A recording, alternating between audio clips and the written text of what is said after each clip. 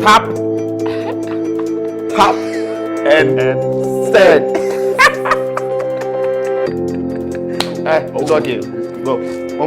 Let me speak to my people. Now, let me speak to you. I know the stress people go through when they want to send money from abroad to their family members and loved ones in Ghana and even in Africa. See, if you are in the USA, if you are in London, UK, Canada, Europe, any part of the world, see, Tap Send has made it very easy. All you have to do is to tap and send. Within a twinkle of an eye, your money will be sent with no stress. It's very fast, convenient, and easy to access everywhere. What are you waiting for? Just tap, and send. Download Tap Send now on Google Play and App Store. Tap Send. It's secure, convenient, easy, and fast.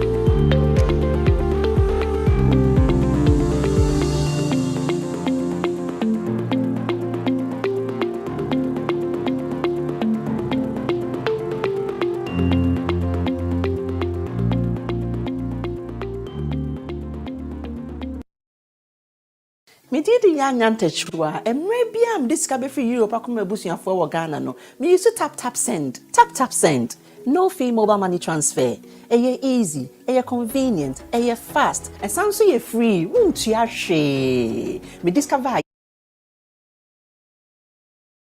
Medidi ya nyantechwa emre bia mdiska be free Europe akoma busuafo wo Ghana no me use tap send no fee mobile money transfer eye easy eye convenient eye fast and sound so ye free won't ya hwe me discover ye mapim tap send Intienne also download the tap send app no ewo mobile phone so free na fesika komo abusuafo wo Ghana afa na nyina tap send papa no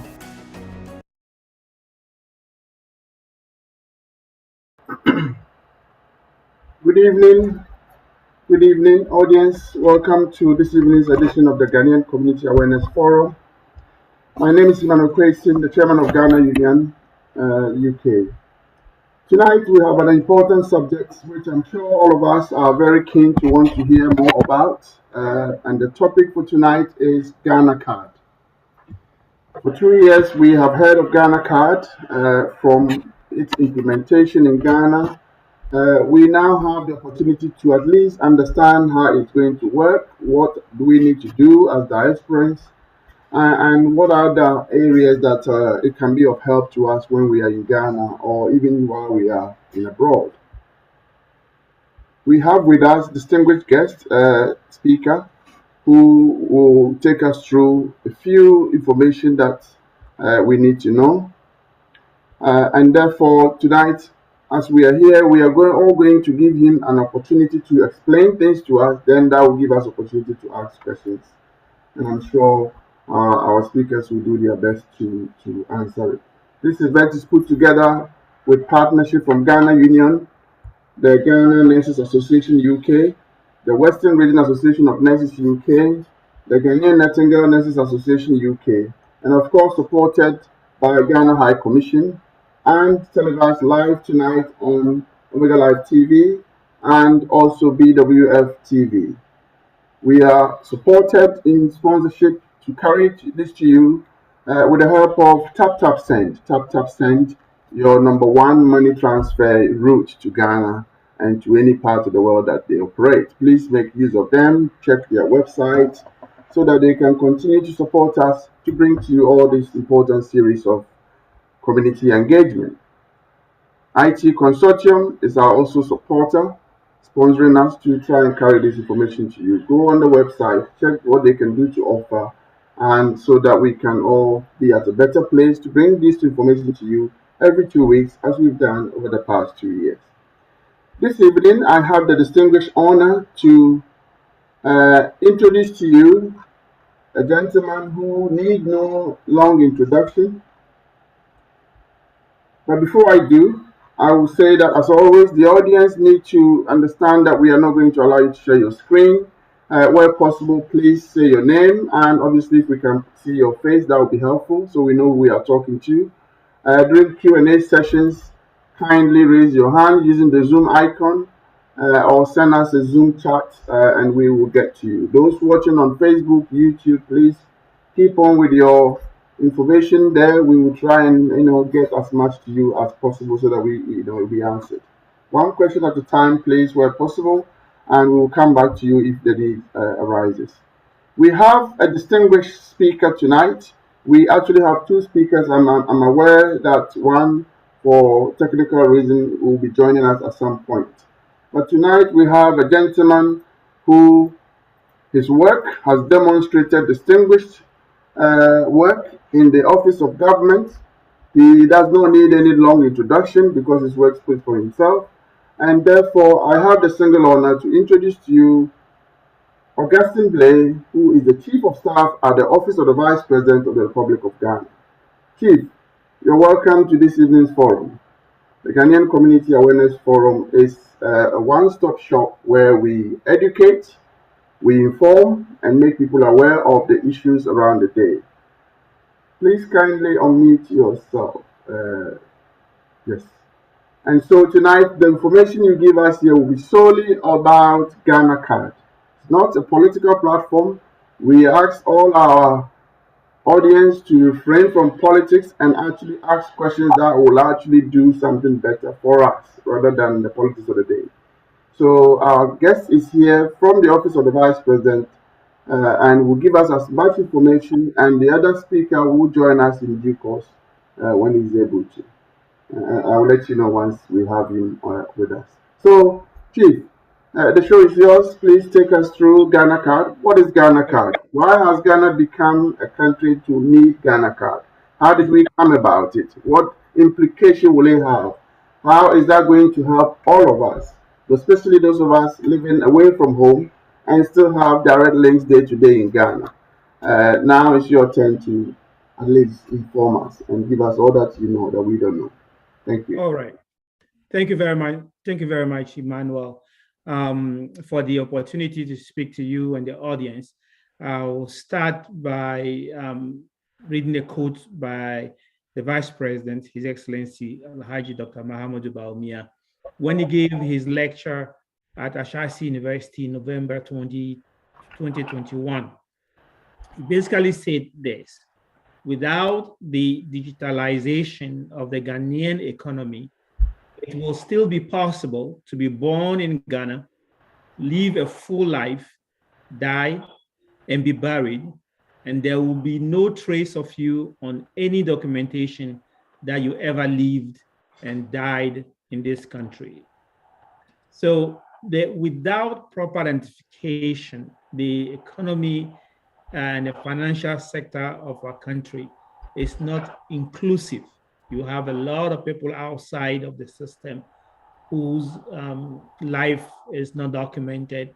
Their contribution to the economy is not also documented. So in 2017, when His Excellency Nana Addo Dankwa Akufo-Addo came to power, Ghana Card became a priority for the government to ensure that we have an inclusive economy that allow for the small businesses and the average Ghanaian to have access to the financial sector. So we moved quickly with the issuance of biometric national ID cards, also known as the Ghana Card, to the population. We should also know the history here.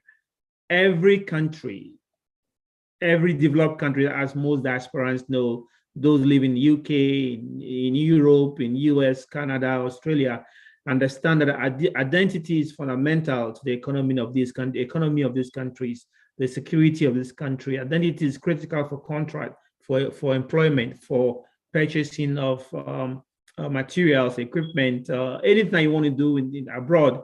Identity is crucial. Unfortunately for us, since independence, we've been trying to establish this identity. 73, we tried, we couldn't do it. 83, we tried, we couldn't do it. In 2000, we have President Kufuor, 2001, President Kufuor established the National Dialogue stakeholders to meet and discuss, and they still identified identity and identity system of the country as a key requirement for economy to grow.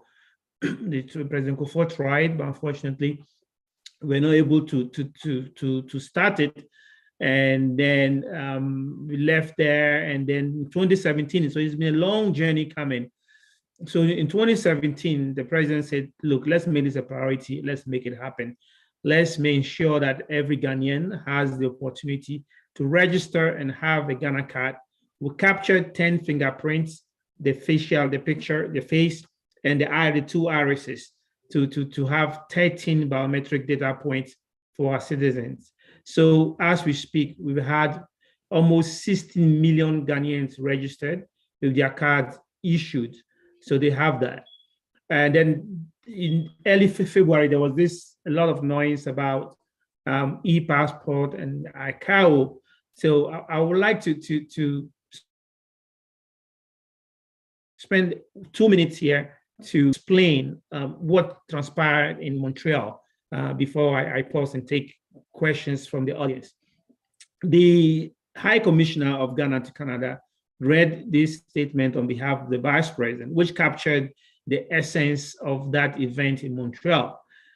He said that today, then when he was reading this on the 9th of February, he says today marks a significant milestone in the country's goal of digitizing our economy as a transformational tool for development on an infrastructure built on trust and meets global standards.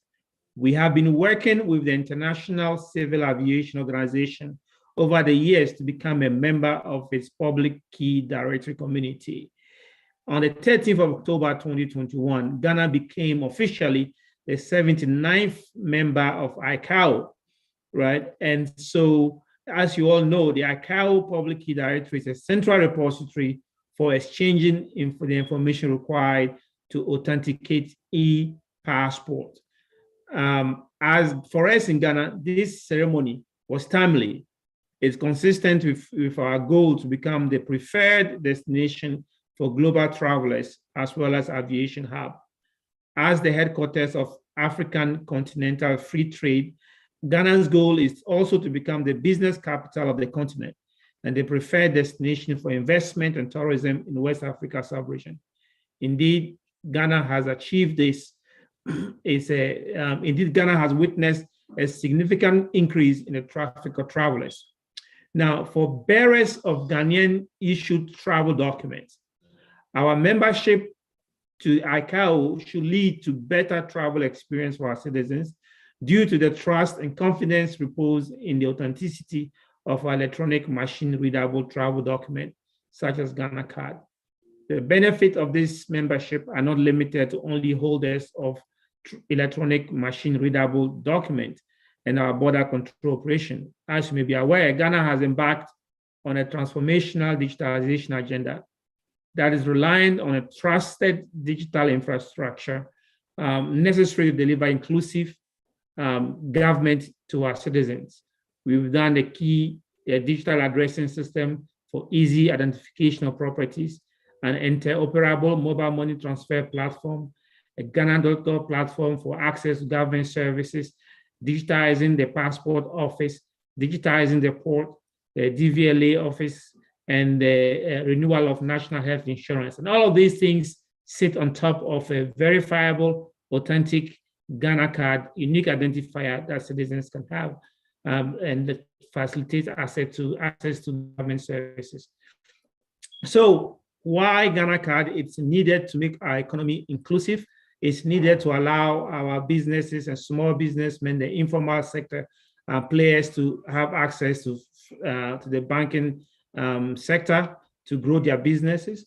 It's also important to allows us as citizens to plug in into the global economy when we are talking about e-commerce, right? Where conducting transactions online require verifiable identity. We needed that. And then finally, to allow our citizens to travel to and fro Ghana without any hassle. And so these are the objectives. Some of them have been achieved. Others are yet to be completed. So in summary, this is what I can say about the Ghana Card and the journey so far. Thank you very much. I'll pause here and I'll take any questions that you may have. Thank you, Mr. Blair. Thank you so much.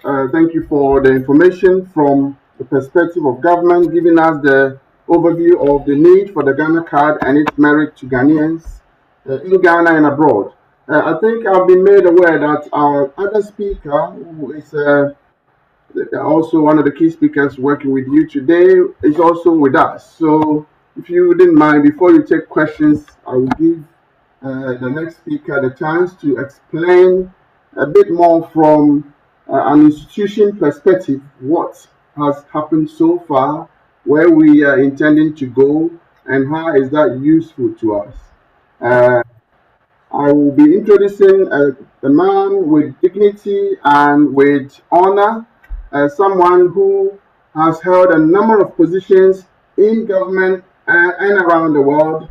I'm sure time will not probably permit me to say it all, but I can say that he's the man with authority to speak to issues around Ghana Card, its issuance in Ghana, and how far we've gone and how far we intend to go as a country. Permit me, audience, to introduce to you Professor Kenneth Agyeman Ifwa. He is the Executive Secretary of the National Identification Authority in Ghana. Effectively, he is the one in charge who I believe called the shot as where we go, from where and how. Prof, good evening, sir, and grateful for your time to be with us. And I hope tonight will be one of the exciting topics that you'll be dealing with. Ghanaian community in UK are gathered online on Facebook, YouTube, and on Zoom, as you can see. And we are here to hear from you, from your authority perspective. What is Ghana Card? How is that useful to us? Where are we going to get help as diasporans? Any concerns we have, I think today you have a lot more to. So I will leave you to run the show from now, and then once we are done, yourself and Augustine will be coming back and take questions wherever the questions might fall. Well, thank you very much, and good evening to you and to all your viewers, to your participants, and to the listeners around probably the globe. It is indeed an honor to be able to join you this evening to have a conversation about the Ghana card. You asked a lot of questions about what it is and where we are, where we have been, what have we done, or what we've done so far, and how is it that Ghanaian diasporans are going to get the Ghana card.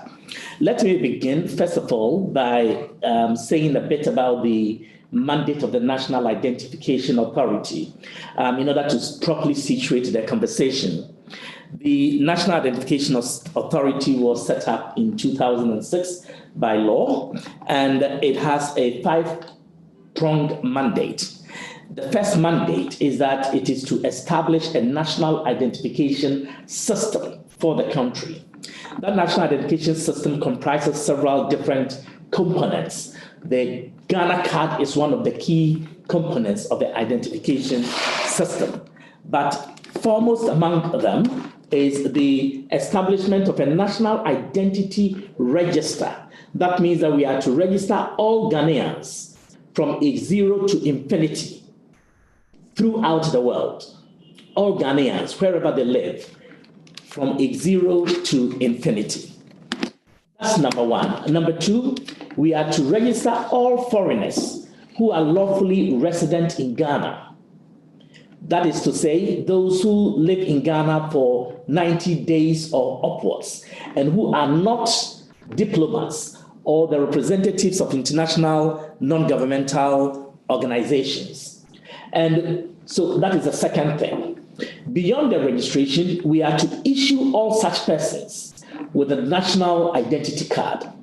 For policy pragmatic reasons, we have elected not to issue national identity cards to the infants under 6 years old, because by that time they are, before age 6, their biometrics have not significantly developed. But we will issue those under age 6 with a unique identity number, a unique personal identification number, which will be linked to the mother or other parent or guardian. And when they turn age 6, we will issue them with a card. But in the course of the work we have done, we have found it necessary to begin registering and issuing cards to those aged 15 and above, primarily because that is a segment of the population that we believe will make the most economical and viable use of the Ghana card, which is a smart biometric ID card, dual interface with multiple functionalities that I will speak about later. So that is what it is. We are to register all Ghanaians and legally and permanently resident foreign nationals in this country and issue them with identity cards. For those who are foreigners, their identity card is non-citizen Ghana card, and the non-citizen is written in red, bold at the top. So it is possible to have a Chinese national resident in Ghana, admitting that he's a foreigner, but obeying the laws of Ghana and going to register for the Ghana card, being issued with a card that says at the top, a non-citizen in red, and there is everything right and proper about it, or of any other nationality, as long as they fit into the category or the designation of foreigners. So we've done that, and to date, we have registered about 16.429 Ghanaians, indeed, as at 22nd February. I don't have the most recent statistics. I mean, as of today, I just came from field monitoring to be part of this conversation this evening. But we are well over 16.6 million at the moment. But as of the 22nd, when I have the exact data when we briefed Parliament, we were exactly at 16,240,089. 16,240,089 printed cards, and registered was 16,240,000 241,323. And then the number of cars that had actually been issued to people was 15,100,256. The second key component, which I mentioned earlier, of this mandate of creating a national identification system is the creation of a national database. That is a database that you create by registering people. And we have to establish in the third place a national data center and manage that data center. So we have upgraded our tier 2 data center that we inherited in 2017. Under the current administration, we've upgraded it to an ultra-modern tier 3 national data center, which serves as the repository of the nation's data at the National Identification Authority. The fourth thing, that is the fourth component of the system, is the collection, processing, and storage and retrieval and dissemination of personal data on the population in order to ensure the accuracy, integrity, and security of the data. That is a foremost obligation imposed on the National Identification Authority. So we don't just collect the data, we process the data, we store the data, and we have an obligation to ensure that the data we store and which we ultimately disseminate is accurate, that it has integrity, and that it is secure, and that we are able to invest utmost confidence in that database. And finally, the National Identification Authority is obligated to make data in its custody available to persons or institutions that are authorized by law to access the data. And so institutions such as the National Health Insurance Authority, the Social Security and National Insurance Trust, the Ghana Revenue Authority, the Driver and Vehicle Licensing Authority. The law calls them user agencies, and the Electoral Commission, for example. All of these institutions are authorized to access the data of the National Identification Authority. And in providing this access, we have a duty to make sure that the requisite laws on data protection are scrupulously observed, that data is secure, and that it cannot get into idle hands. So that's in short, or perhaps in detail, that's the mandate of the National Identification Authority. And the overall object is to ensure that we have a single source of truth when it comes to personal identity, so that there is only one Kenneth Agyeman Atefa, that there is only one Kwesi Quayson, that you don't have Kenneth Agyeman, then you have Kenneth Atefa, then you have Akwesi Agyeman, then you have Akwesi Atefa, and all of these multiple names of biographic details linked to just one human being whose biometrics remain constant. We are creating a system that constitutes the truth anchor of the Republic, that there is only one person with this set of biometrics, your fingerprints, as Mr. Blay indicated earlier, all 10 fingerprints, then your face or your facial, and then your iris or your eyelids. And that and the facial, the photograph must include your exposed ears, which also constitutes part of your biometric identity. We capture all of these, we store them, we process them in a manner that is credible, that is dependable, that is durable, and constitutes the truth anchor of the country. And the purposes are legion, and the benefits are manifold. That with a trusted identity source, a lot of the identity fraud, if not all of the identity fraud in this country, will be eliminated. That because you don't have multiple identities, you can be sure that when you encounter the police, or the police encounters you, as the case may be, and they process you or profile you based on your ID card and your digital address that Mr. Blay talked about, and your next of kin, and all the other biographic details that we combine, that we can, with a greater degree of certainty than is otherwise possible, be able to pinpoint and identify people and attach appropriate responsibilities and rights to them as may be necessary and appropriate. So that is what we've done. We have created the system. We have registered this number of people. We have issued this number of cards. And we have, most importantly, also harmonized and integrated the data that we have created with the other most of the other user agencies that I mentioned, smoothly, seamlessly, harmlessly, and noiselessly. And so you have a situation where Ghana Revenue Authority, Health Insurance, Controller Accountant General's Department, the National Health Insurance, I've mentioned, I believe, all of these institutions have linked up, have integrated and harmonized data with the National Identification Authority without hassle.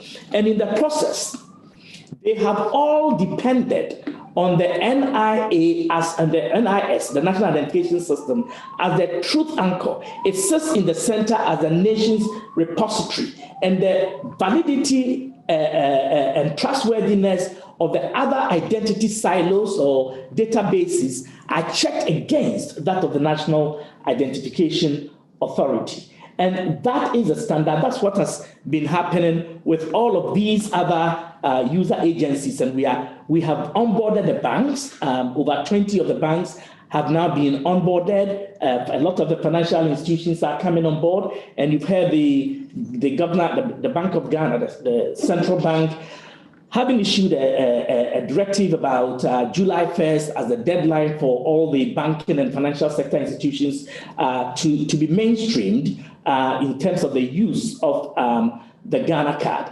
So we want to get rid of all of these disparate reliance, not get rid of them aside, but the reliance on these disparate identity silos. Surely they have a right to exist, but the validity of any of them is checked against the central data repository. So that's what we've done, and it is our duty to register beyond those we have done who are age 15 and above. We have to take this mission down to Ghanaians under the age of 15. We have to go to the schools and the nurseries and the kindergartens and all of those other places where the younger segments of the population are found, and register them and issue them with our identity cards. We also have to register Ghanaians who are in our places of detention and Ghanaians who are in our asylums. The law says we are to register every Ghanaian, and we have a duty to also register the refugees who live in our country, who are foreigners, but also are a special class of foreigners in particular reference to their vulnerabilities and all of that. And finally, of course, our obligation to register our Ghanaian brethren and sistren in the diaspora. And that is I believe, the conversation that we would want to take on next. But I think there is an appropriate point to pause in case some questions or comments may be raised before we move on to the next level. Thank you. Thank you, Prof. Thank you so much. You've given us a whole overview. Many of us, we've seen Ghana card, everybody needs to get Ghana card, but the wider view of why the need for the card has become almost mandatory for everyone. We will take a second break. When we come back, we will be going to Q&A. I do urge all my audience who have questions to either raise your hands so that we can go straight onto it. Prof and Mr. Blay, thank you for taking time off your rather busy schedules and joining us. It will be interesting for you to know that we have listeners from Canada, Germany, America, all signed in and listening, and some have actually inquired whether they can have your contact so they can also do similar things. So please, I'm sure you'll be happy and prepared to welcome our other part of diasporans who want to know more. Because I believe by the time we leave here, there will be a lot of initiatives that we can do with you. We will take a second break. We will come back and we will continue with Q&A. Thank you very much.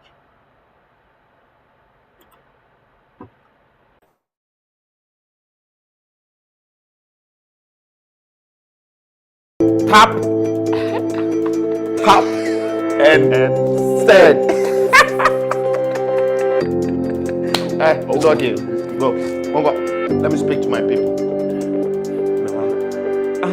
Now, let me speak to you. I know the stress people go through when they want to send money from abroad to their family members and loved ones in Ghana and even Africa. See, if you are in the USA, if you are in London, UK, Canada, Europe, any part of the world, see, Tap Send has made it very easy. All you have to do is to tap and send. Within a twinkle of an eye, your money will be sent with no stress. It's very fast, convenient, and easy to access everywhere. What are you waiting for? Just tap, and send.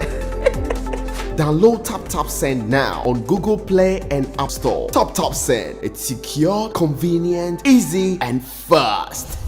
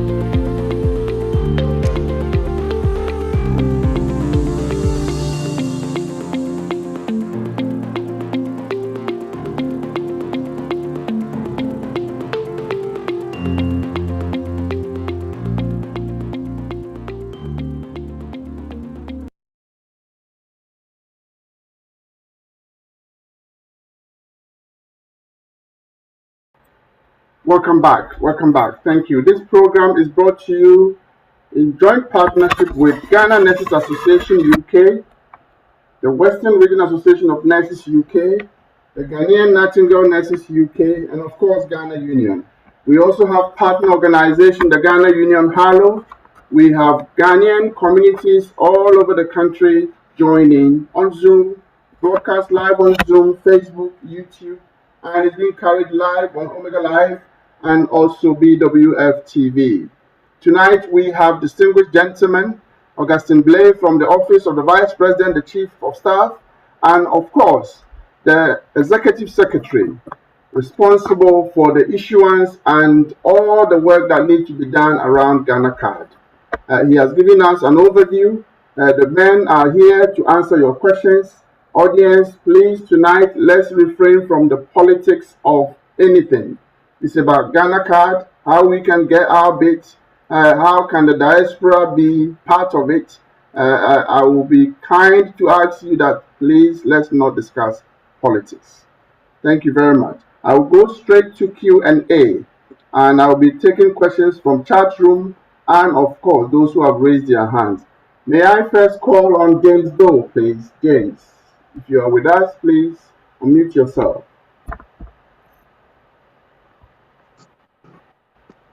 Thank you very much. Thank you for giving me the opportunity to ask the question. It's a smart thing to have a national identity card for Ghanaians, but my issues are, I live in another kingdom and I go to Ghana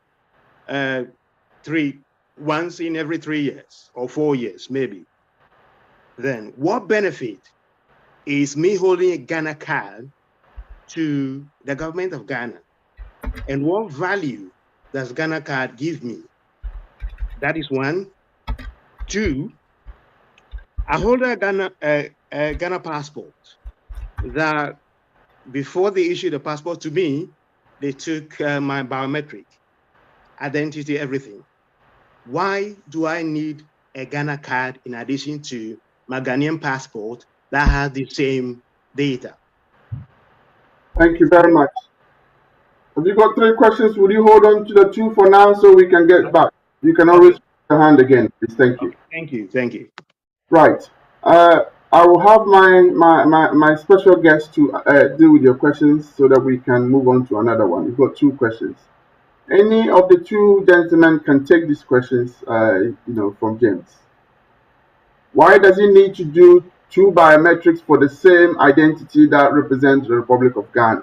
That's number 1. And what we use with somebody who only visit Ghana from time to time have for holding a Ghana card? I believe that's 2 questions. I think Prof can answer that. It's an NIA question. Okay. Prof, please, are you still with us?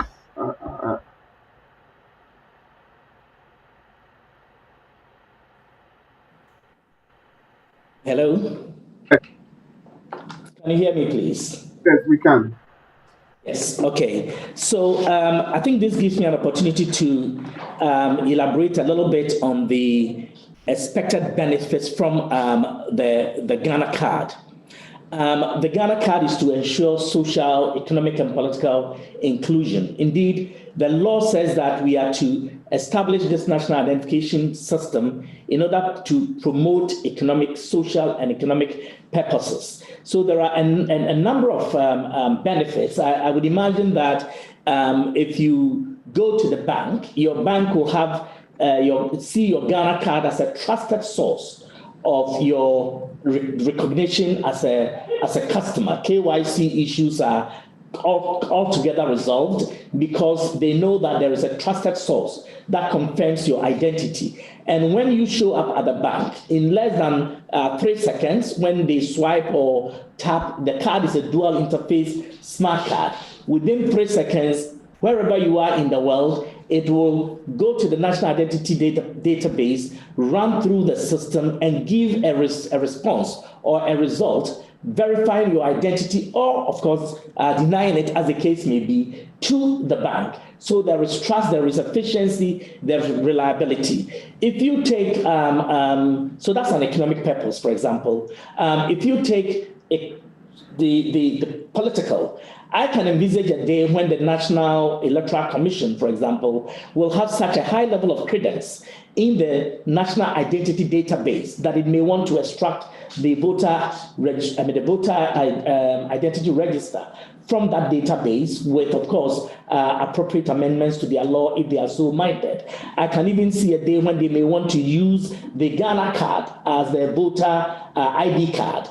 And already the National Insurance, the National Health Insurance Authority is no longer producing identity cards, but piggybacking on the Ghana card and saving us colossal amounts of money every year from not producing ID cards. We have the same with the Social Security and National Insurance Trust, relying on the Ghana card, not producing any more cards, and using your Ghana card as your Social Security number if you didn't have one already. But if you have one, linking the two. The same with the Ghana Revenue Authority, not producing, generating new tax identification numbers, but your Ghana card becomes your tax number already, broadening the tax base of the nation or the people who are included in the tax net, and on, school feeding. There are other institutions that, for example, the Control and Accountant General's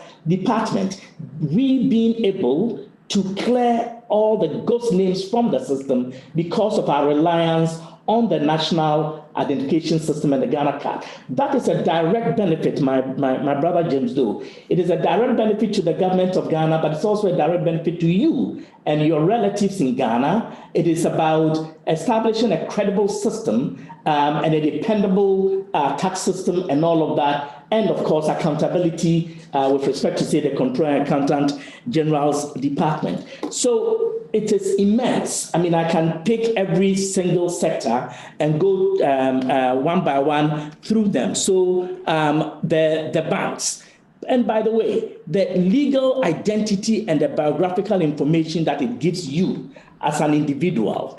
Second, the address and digital information, the digital system, the information, the phone number, the email. This is the first time all of these things have been brought together as a complement to the identity of an individual. Reliable customer acquisition processes, provision of technical support, and ensuring that fraud is reduced and compliance is significantly ensured. If you go to if you look at the banking sector, significant amounts of money will be saved from the corruption the fraud that goes on, because we have a single source of truth.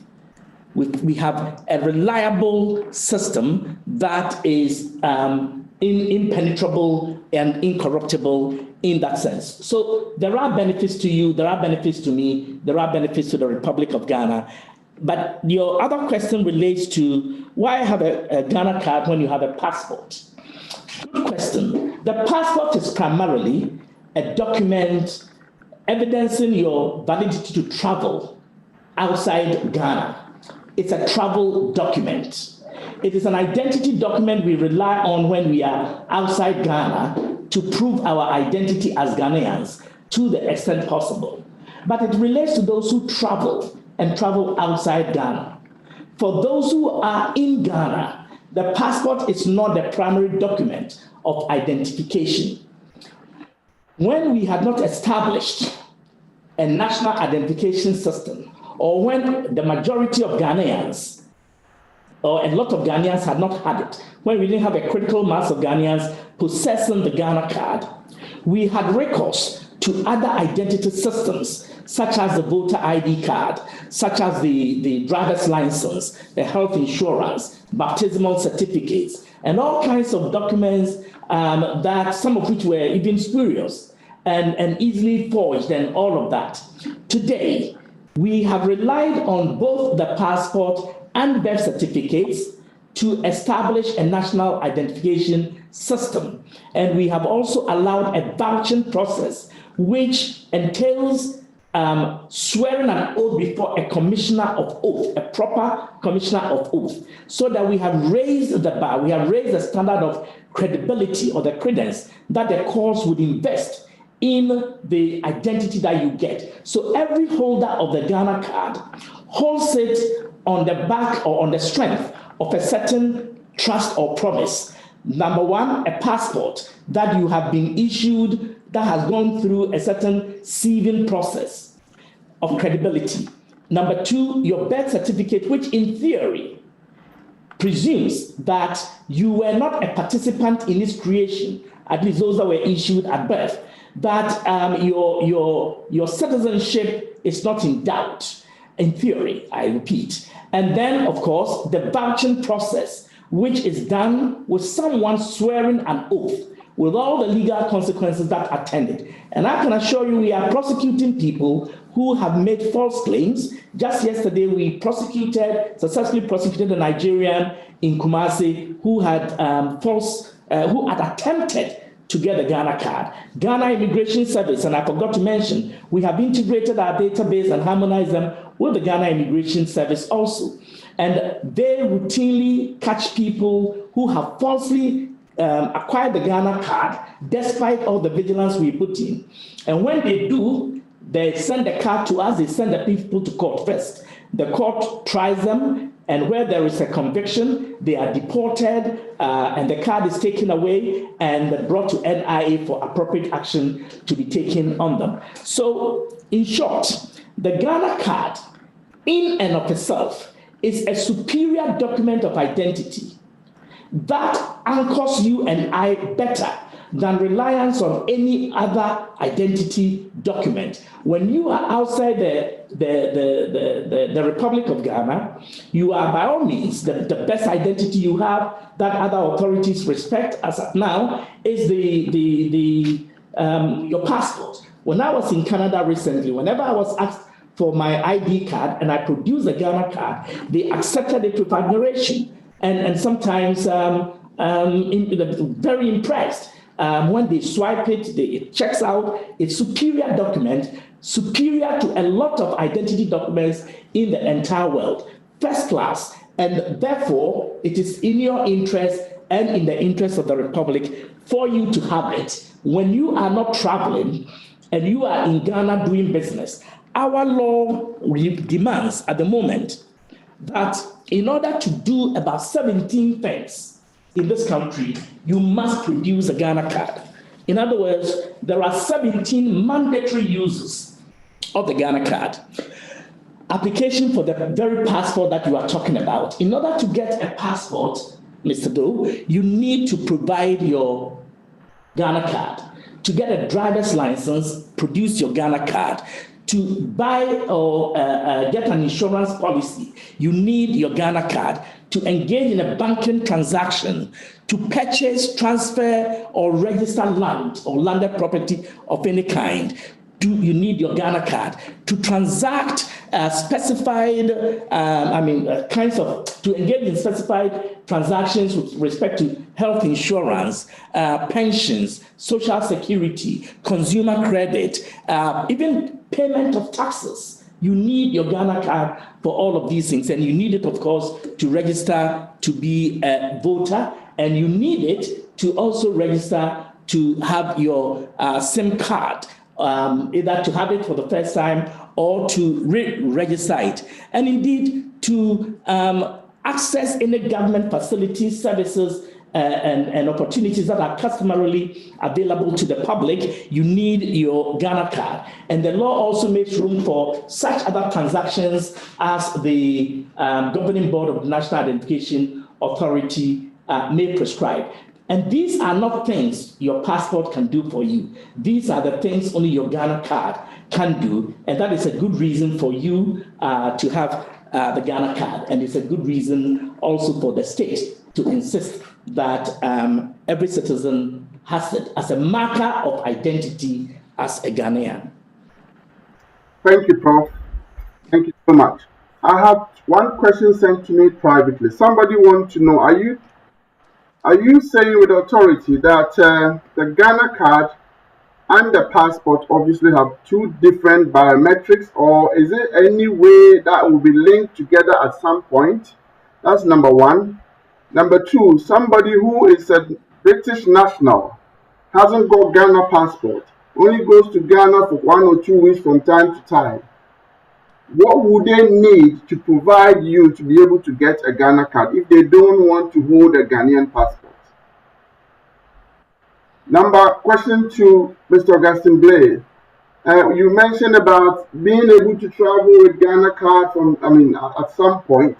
Where is that point? I mean, you mentioned about a statement in Canada or something that has been circulating that Ghana card can be used to enter by the vice president, can be used to enter so many countries.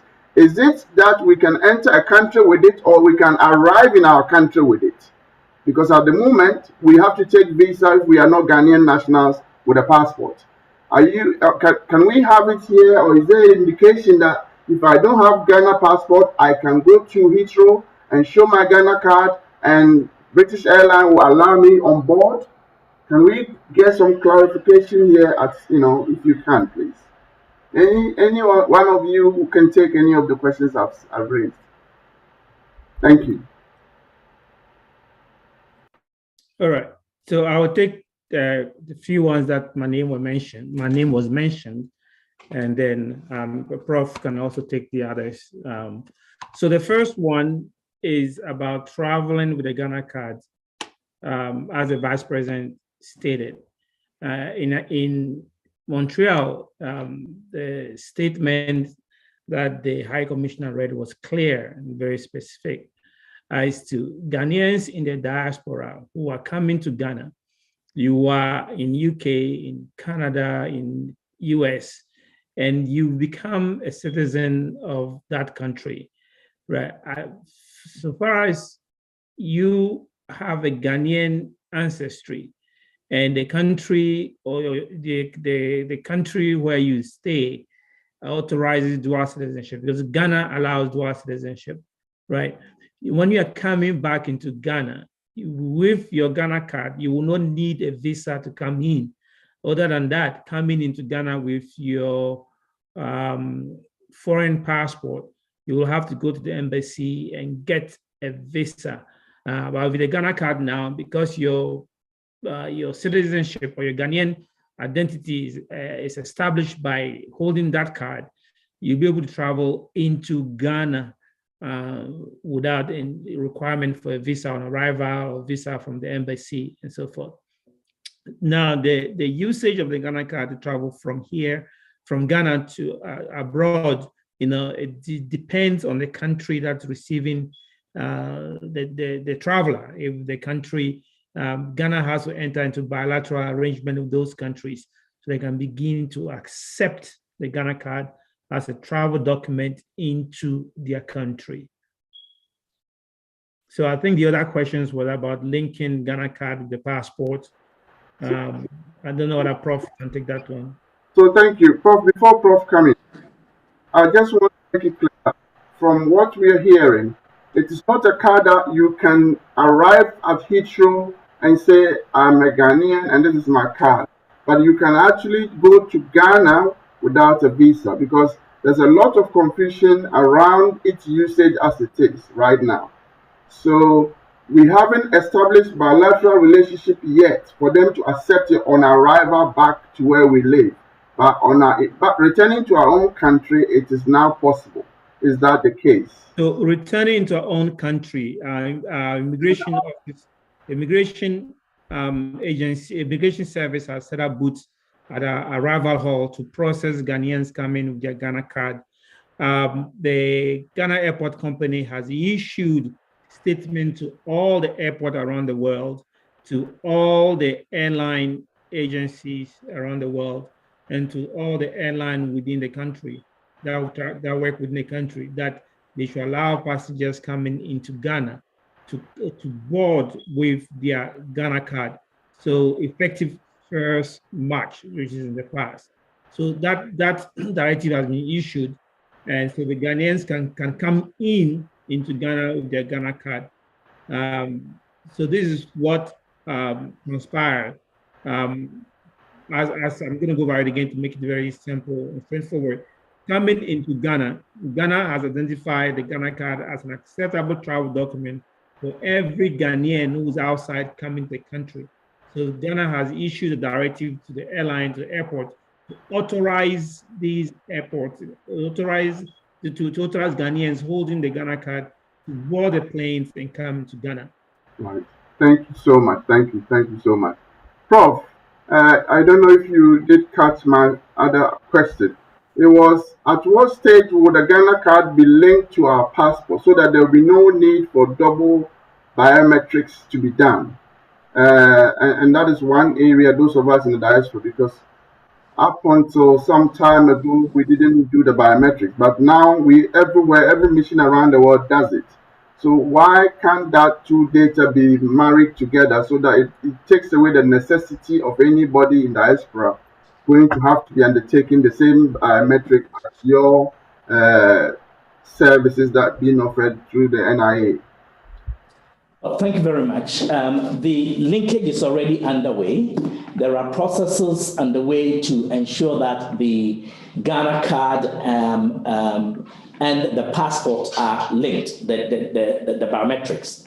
However, as I said, it's a process. And the Ghana card, when you go for your passport, the information that they require from you are not as comprehensive as the information that are required of you when you go to register for the Ghana card.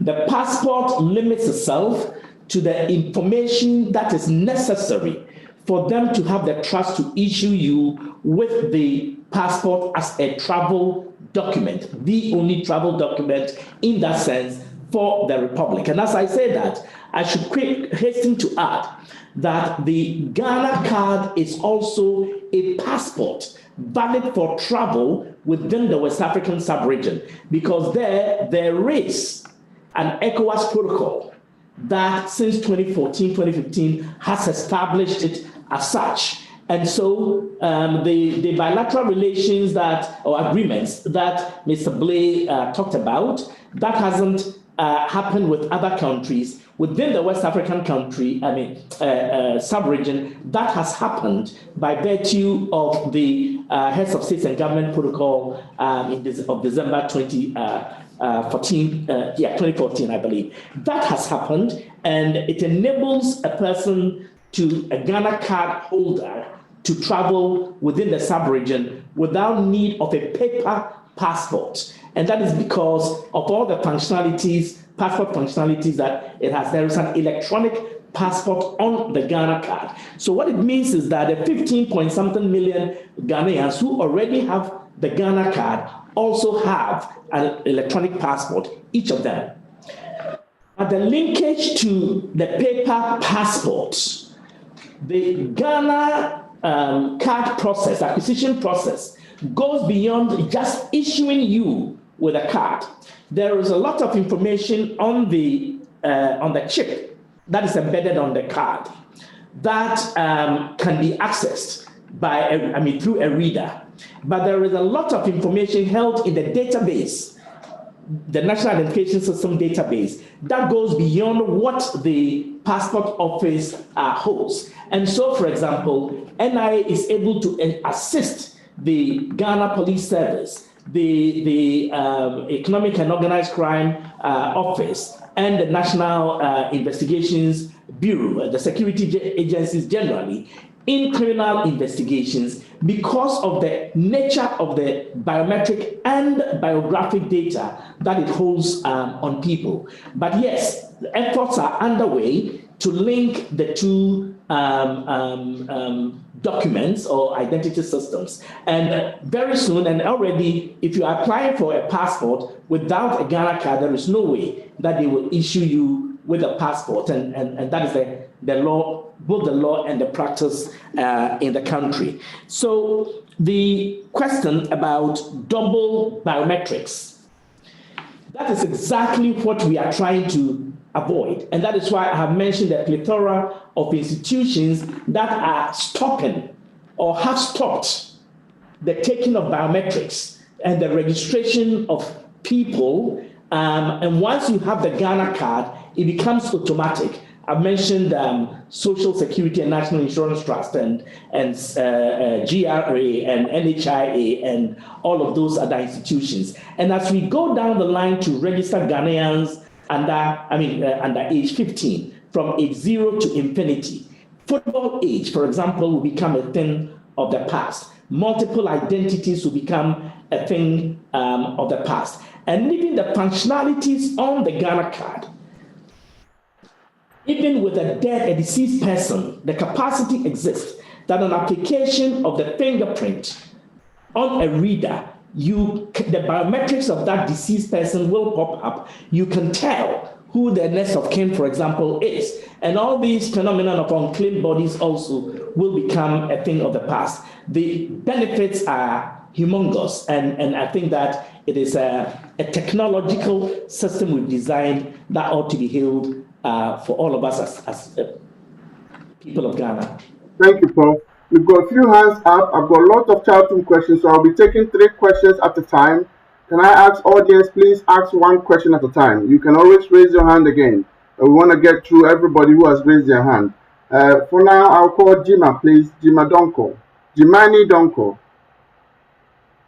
Followed by Anthony and Kofi Kesi. So those 2 can get ready. Jimani, please. Good evening, participants. Good evening, listeners. I would like to find out, in some countries, Ghanaians living there were not allowed dual citizenship. So they primarily has to denounce their citizenship before they could get that citizenship of the country they live in. So these Ghanaians have their children and their wives in Ghana. They visit there regularly. About the non-citizens Ghana card, what I've read is that its validity is a year. someone who is in this situation that maybe has to go to Ghana every 2 years or because you're working outside Ghana, is there any possibility of such Ghanaians having the chance to have a longer duration for non-citizens ID card because they have their wives and children there, they have maybe residents, so they can apply for the non-citizen. Is there any possibility that this validity can be extended to give them room? Because anytime they go back and they renew, they pay penalty for not renewing it on time. And also I've read in the constitution that born a Ghanaian is always a Ghanaian. It has been stated by, well, I won't say stated categorically, but has been explained by Mr. Blay. And well, I can also retreat our president who once said, born a Ghanaian is a Ghanaian, always a Ghanaian.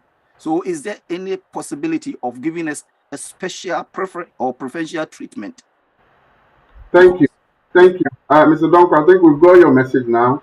It's about, can those who live in countries that don't allow dual citizenship have extended Ghana card duration instead of 1 year? Because if you go to Ghana now, you've done 1 year, you come back and you stay 2 years, by the time you are about to go, you can't use it anymore, unless you're going to get another one. So I'm sure Prof has taken note of that. Anthony, please.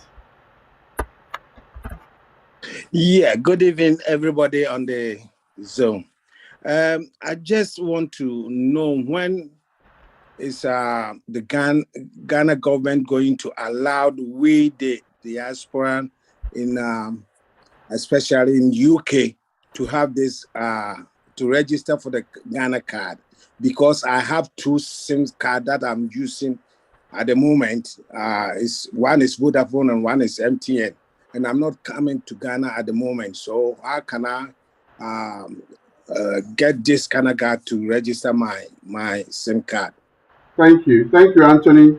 At what stage do we become part of the process? It's been going on from when I remember I got my one in February 2020.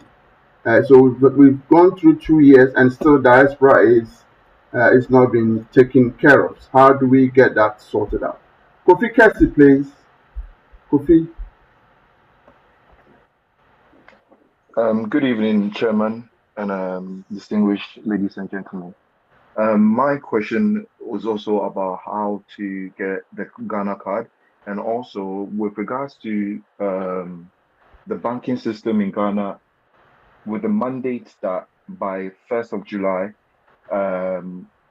anyone without the Ghana card will not be allowed banking services. What happens to us living in the diaspora with bank accounts and all, having investments and businesses back at home? What happens to us? How, as is of time, it's time sensitive, how do we get a card, and how do we protect our investments back at home without a Ghana card, since the passport is now made a bit inferior? Thank you very much. Thank you. I think if I can add that, there's another chat room question which have just come to me, asking, why have we given a deadline to when people cannot use their passport or any other ID at banks and places when some people haven't had the opportunity to get one of it? So there's a context to those questions that has been asked. A deadline has been given, and there are people in diaspora who will be arriving in Ghana who will probably not have the right information to get the Ghana card straight away. Why are we in where we are? I'm sure that's probably quite a question Mr. Blake can either take, and Dr. Prof can probably add to it. I'll leave the two of you for the 3 questions we've seen so far, and we'll move on to chat room, please. Thank you. In no particular order, Prof, you can answer them, or Mr. Blake can, anyone who wants to take any of the questions. Prof, please, you are muted.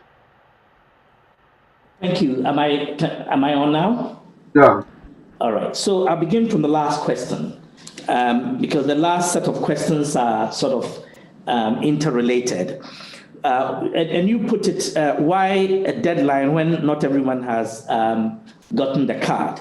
And what about banking beyond 1st July 2022, protecting our investments and all of that? How do you get a card since the passport has become inferior? The passport has not become inferior. The passport is a veritable document that evidences your validity to travel outside the shores of Ghana. It is a superior document for travel, superior to every other document in that sense. So they serve two different purposes, but the Ghana card has a complementary role in the manner that Mr. Blade, for example, explained, and the anticipation or the hope, rather, is that it will have additional value for travel when we have signed bilateral agreements with other countries.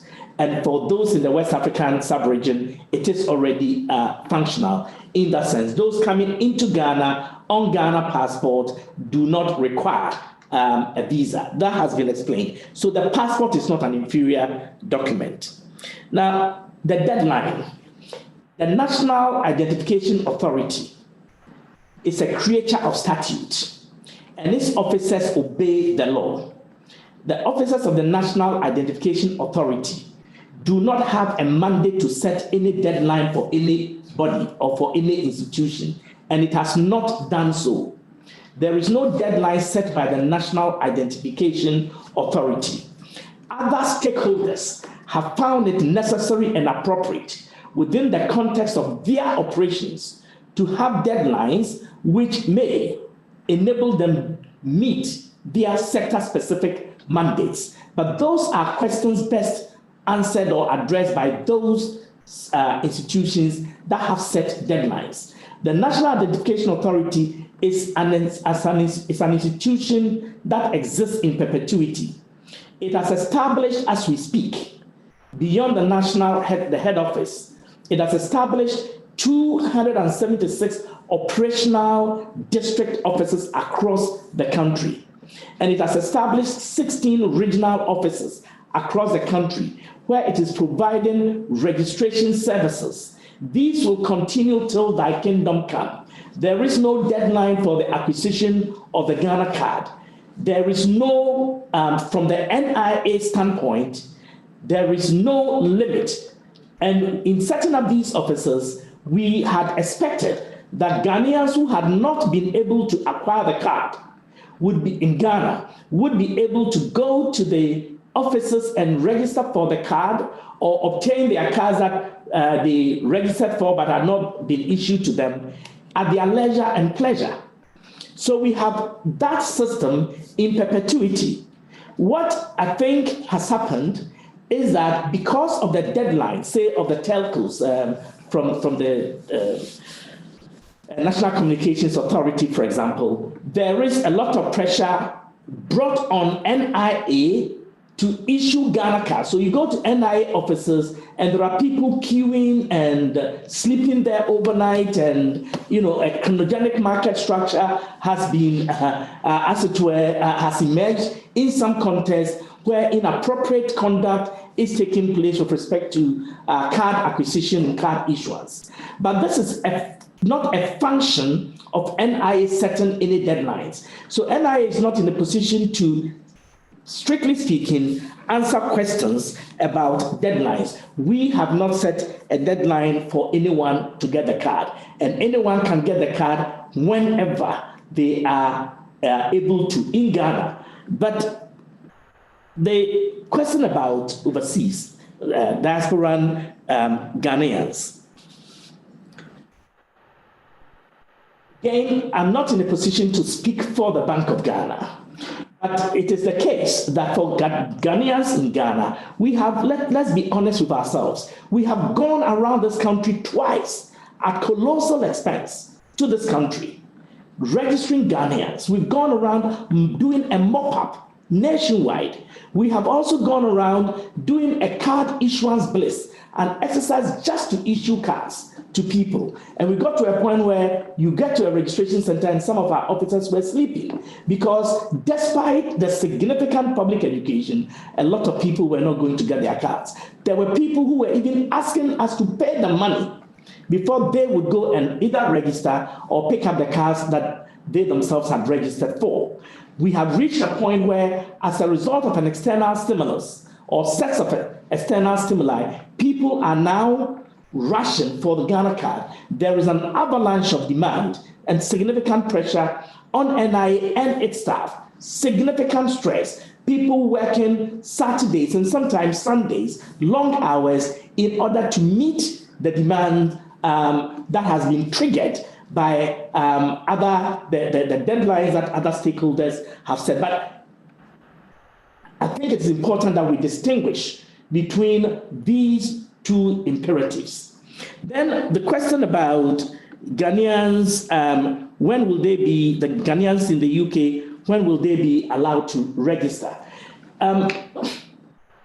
It is a statutory obligation of the National Identification Authority to register all Ghanaians living everywhere, as I indicated earlier.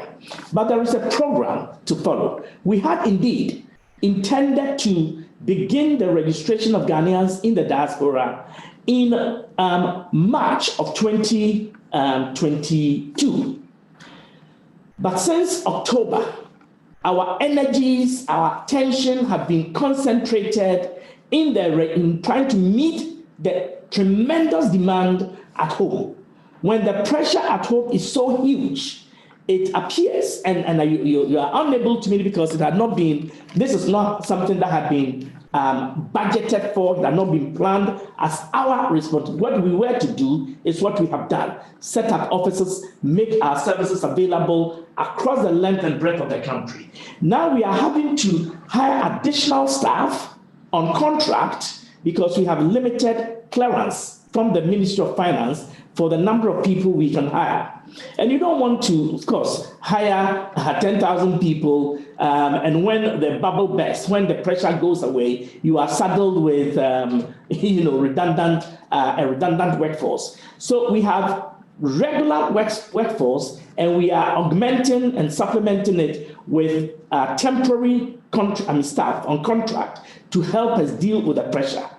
The plan is to begin in May or June, and most probably in June, with the registration of Ghanaians in the diaspora. We've engaged with the Ministry for Foreign Affairs and Regional Integration. The various processes are underway so that we will set up a scheme that will work best for all of us. The law prescribes the modalities for doing this. It is Ghana Embassy or Ghana Mission staff overseas who will serve as the registration officials by law for the registration exercise. And they must be trained by NIA personnel and equipment provided and all the requisite documentation, forms and all of that. Those that have to be downloaded to make people, enable people to apply or fill the forms online to the extent possible. To do so, print them and come to the registration center the embassy, to reduce the pressure. All of those modalities as prescribed by law are being worked out so that the experience of Ghanaians in the diaspora registering for the Ghana card will be smoother than what we had with mass registration in Ghana.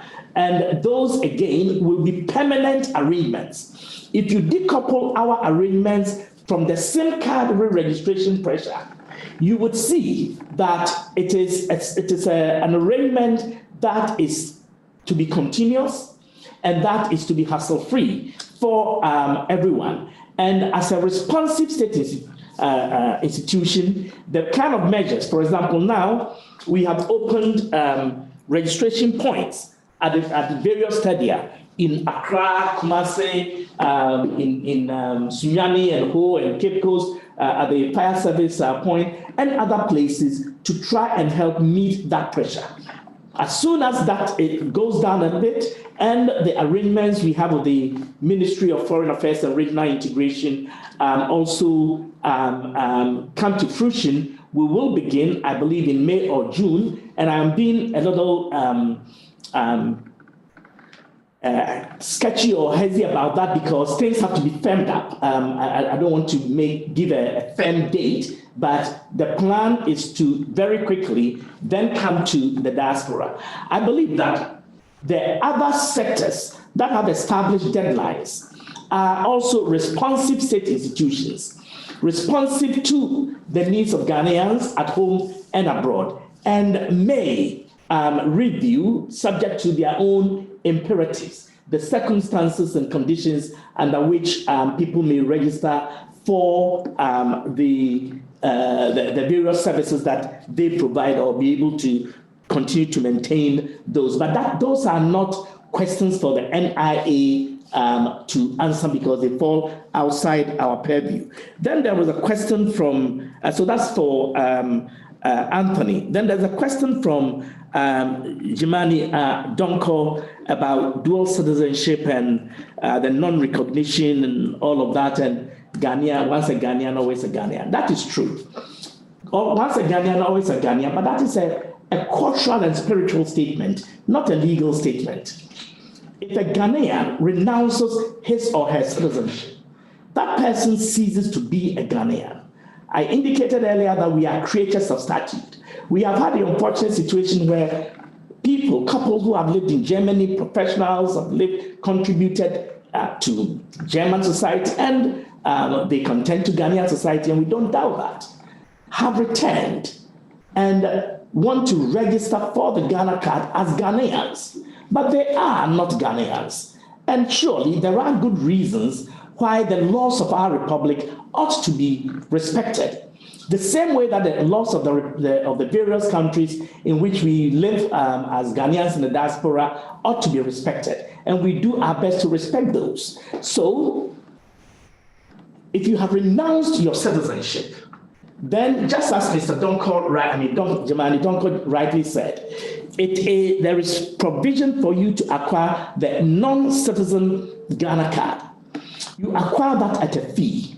It is a fee of 120 United States dollars, and it is subject to renewal every year. The question is it possible to extend the duration of the validity of the card, make it longer than a year? That is not a question NIA can answer. It is a law passed by Parliament that is being implemented by the National Identification Authority. If the Ghanaian community in whichever country or in its totality, the diasporan community or in its totality is able to advocate Parliament to change the law, we will obey the law. But as it is now, those who were former citizens of Ghana, no matter how spiritually, emotionally, and culturally connected they are to Ghana, once you have severed your ties legally with Ghana, you cannot in good conscience and practically claim to be a Ghanaian and seek the benefits of the law in that measure with respect to whether extension or suspension of the renewal obligation or a reduction, an extension of the duration or a reduction of the fee. All of those are things that can be properly canvassed with Parliament, and when a decision is made, NIA will obey the law. So those are my views on that matter. It is subject to legislative reforms, and NIA will do the needful if that change occurs. Thank you, Prof. Thank you. Next round of questions is how easy it is from the chat room. How easy it is to make changes to your Ghana card, i.e. you are married, you want to be Mr. this or Mrs. that, you are divorced, you want to be that, or you want to return to your maiden name. How easy it is to do that with a Ghana card. And also, now that a Ghana card is acceptable, when do we stop filling landing cards as Ghanaians holding Ghana card. You and I am sure you will be aware that whether you have Ghana passport or not, you still have to fill that green card or green and whatever card before you arrive in Ghana. Whereas on our way back, we don't have to fill anything when we have British passport returning. How are we going to approach that situation? Because it's dear to some people as well. And then also somebody wants to know, how can the Ghana card become the unique identity and link to addresses? So if a police stop me with my Ghana card here, would they be able to know where my home is in Ghana, or do I have to? Would they, because the PO box address obviously doesn't work. Anybody can code PO box and still get away arrive in Ghana. How are we going to make sure this card become something that when you code on any information, it gives you straight away to the authorities if needed? I will call, that's 3 questions. I'm sure it will be answered in due course, but I'll add 2 more from the chat, those whose hands are up. Noble, please. Noble and Michael, please get ready. If Noble is still with us, please unmute yourself and give us 1 question. Good evening to everybody on the panel.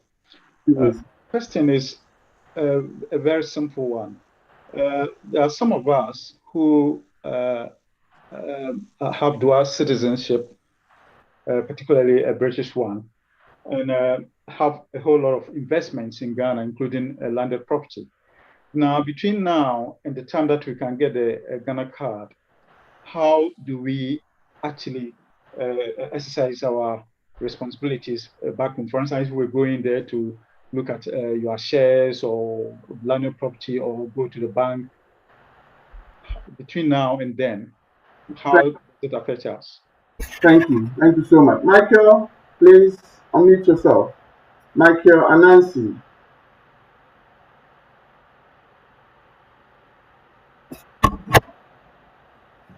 Good evening, panel. My question is to do with the telecoms. It's my understanding that we have until the 31st of March to link our Ghana cards to any telephone number we have in Ghana. Now, so there's the first stage is the *404#, and then you can link it. But I understand that in Ghana, you need to be in Ghana also to have that. You need to have your biometrics taken. So for we who are unable to go to Ghana now, yes, we can link our phone numbers to the Ghana card. However, we cannot complete the stage 2. So what's going to happen with our telephone numbers? Thank you. Thank you very much. It's 5 questions in all, I believe. And please, with brief, we can ask our speakers to address them so we can move on to another set. Okay, let me take a few of them. Some of them I can take. First one I can take is the, I think we have to, the Bank of Ghana directive, we have to look at the Bank of Ghana directive properly. The directive says that in furtherance of its objective of ensuring the safety of the financial system, Bank of Ghana, pursuant to Regulation 7 of the National Identity Register, hereby directs that with effect from 1st July 2022, the Ghana card shall be the only identification card that will be used to undertake transactions at all Bank of Ghana licensed and regulated financial institutions, including banks, specialized deposit-taking institutions, non-deposit-taking financial institutions, forex bureaus and credit reference bureaus, payment service providers, etc. So the directive is that from 1st July onward, every transaction will require a Ghana card. Doesn't mean that your account will be closed, doesn't mean that it's just that when you're conducting a transaction at the bank, you're going to have to provide a Ghana card for it. And so I know Prof, and I heard Prof express this point that the directives that have been issued by NCA, for example, he will not be able to speak to it. It's focusing on what the NIA has done. And NIA is issuing the card. If you make yourself available, when you land in Ghana, you have the proper documentation. You have you get to the right NIA office. You register, and then you have your card given to you so that you can comply with it. The NCA and the Bank of Ghana has exemptions. I think we have to work with them to get the clarity on it. How Ghanaians in diaspora who cannot come to Ghana to confirm their SIM card, what will happen to their SIM card in these particular instances. So this is something we have to get back to you on it, and the exemptions that has been given to Ghanaians in diaspora for both the SIM card registration and the Ghana card. When you land and you don't have a card to conduct transactions in the bank. So I think the remaining questions are NIA specific, so I will refer to Prof on those. Yes, thank you very much. I'll take off from where Augustine left off. Your account is not closed. It is a transaction. When you arrive in Ghana, you can go to any of the 276 district offices or 16 regional offices or the head office to get registered. And there are premium registration centers also available at a fee of 250 Ghana cedis, where you can also go and get your Ghana card. And that account will be, the bank account will still be there. And then with respect to SIM card, I think the point Augustine makes is a solid one that I associate myself with. But back to the question of how easy is it to change your records on the Ghana card, to update your record. It is indeed very easy. If you, under Ghana law, if you want to change your name that appears on the face of the document, say the Ghana card or a passport, you need to effect the change in accordance with law. So the affidavit that makes a change, and then you need to gazette it. So if you bring the gazette notification to NIA, there is a very simple process. You pay a statutory fee of 30 Ghana cedis, and within 3 minutes, you walk out of the place. The problem often with your new card, with your new name on it, the problem often is the queue at the bank and all of that. But that is recently because of the huge volumes. Between 2020 and between September 2020 and October 2021, people were praising the efficiency and the beauty of the system we had set up at NIA as matching in any part of the world. Because you go there is a bank teller, there is a queue of just about 5 or 6 people. It goes very fast in 3 minutes or 10 minutes maximum. You are at the bank, at the till, you pay, and it's a PIN. You get a PIN, you give it to the NIA officials. Within 3 minutes, sometimes less, your card is printed and you go away. Now there is that pressure because of the SIM card re-registration. But the point is that the system design is a smooth and efficient one, and it is very easy. Within 3 minutes after paying for the change, you will get it.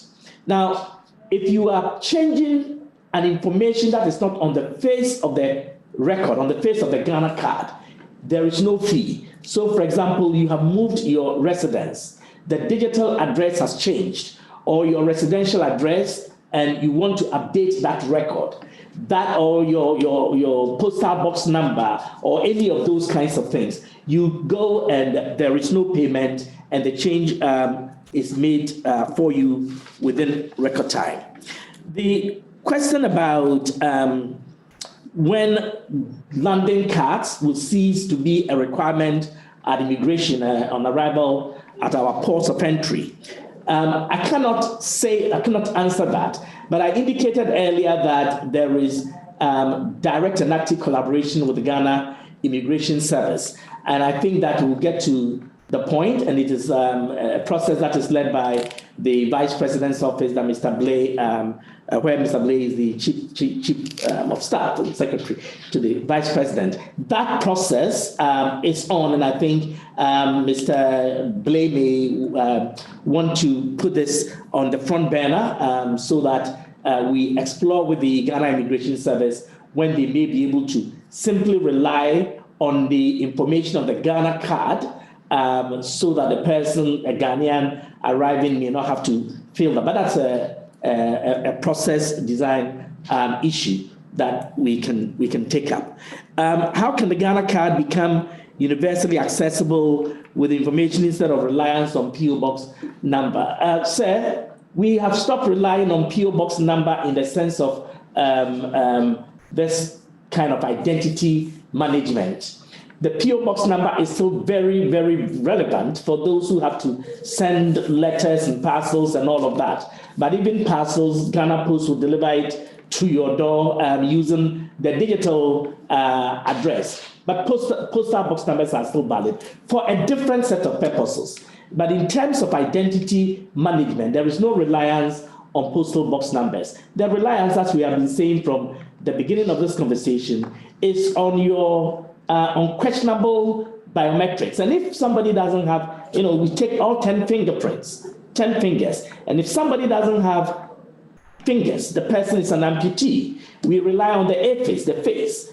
And people may look so strikingly alike that you cannot tell one from the other, as in twins and all of that. We rely on the iris, which also sets up people apart. On the ears, which also have unique features that set people apart. So there is the 3 levels of biometrics that we have, which help us to make that distinction between you and another human being who may otherwise look so strikingly like you, but we can distinguish because when you do the analysis using all these 3 levels, you get something. There are people who have fingers, but who don't have fingerprints because the fingerprints are destroyed from hard work and all kinds of circumstances.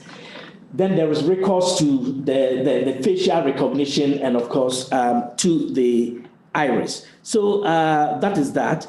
And Noble, you asked the question, how can you get Ghana card when you come to Ghana occasionally? The answer is that when you get to Ghana, there are all these offices that I talked about. Everywhere in the country, there is an office of the National Identification Authority, and they will be there whenever you come to Ghana. And my hope is that in the next couple of months, all this pressure will be down, and by the time you come to Ghana, if we don't come to you before you come here, that when you come to Ghana, you can easily register for the Ghana card.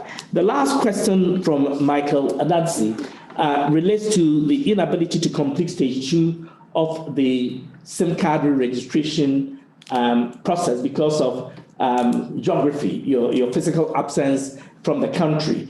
That is the case, but again, it is not a question that NIA is actually in a position to address at the moment. As soon as the National Communications Authority or that is the agency that regulates the telcos is able to make any pronouncement on that process, we'll be more than happy to share it as a secondary institution and a partner, as in a state institution that believes in interagency cooperation that will help in educating the public about it. But it is not a process that is within the purview of the National Identification Authority, and therefore I'm unable to speak to it authoritatively.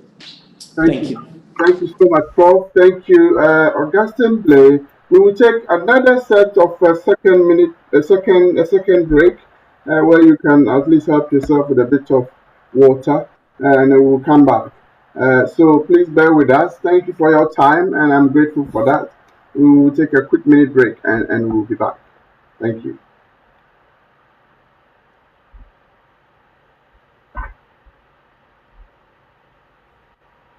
tap,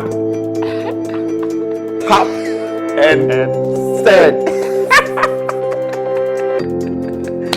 It's okay. Go. Let me speak to my people. Now, let me speak to you. I know the stress people go through when they want to send money from abroad to their family members and loved ones in Ghana and even Africa. See, if you are in the USA, if you are in London, UK, Canada, Europe, any part of the world, see, Tap Send has made it very easy. All you have to do is to tap and send. Within a twinkle of an eye, your money will be sent with no stress. It's very fast, convenient, and easy to access everywhere. What are you waiting for? Just tap and send. Download Tap Send now on Google Play and App Store. Tap Send. It's secure, convenient, easy, and fast.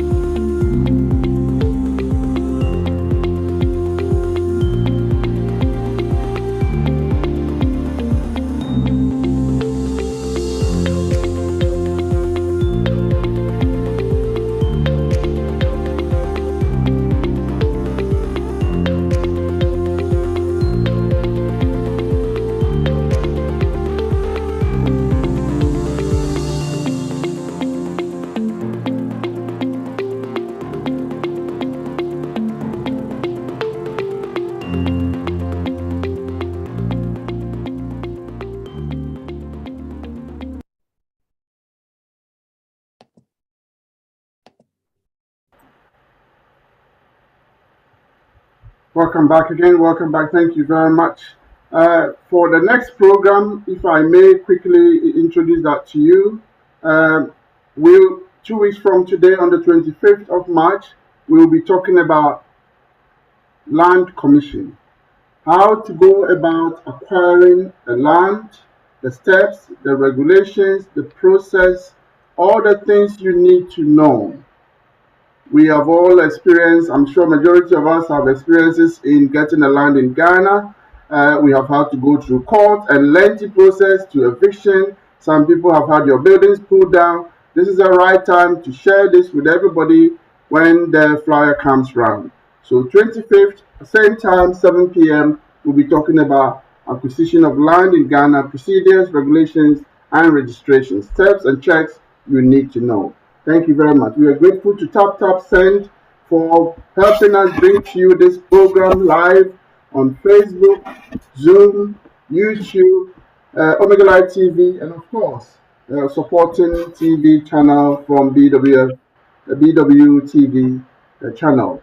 We thank the partners who have put this together: Ghana Union, Ghana Nurses Association UK, Western Region Association of Nurses UK, and the Ghanaian Nightingale Association.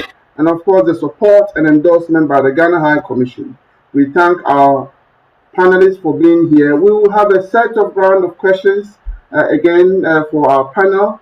If you can kindly bring them back, I'm sure they would have had a bit of water down. Okay, so I'll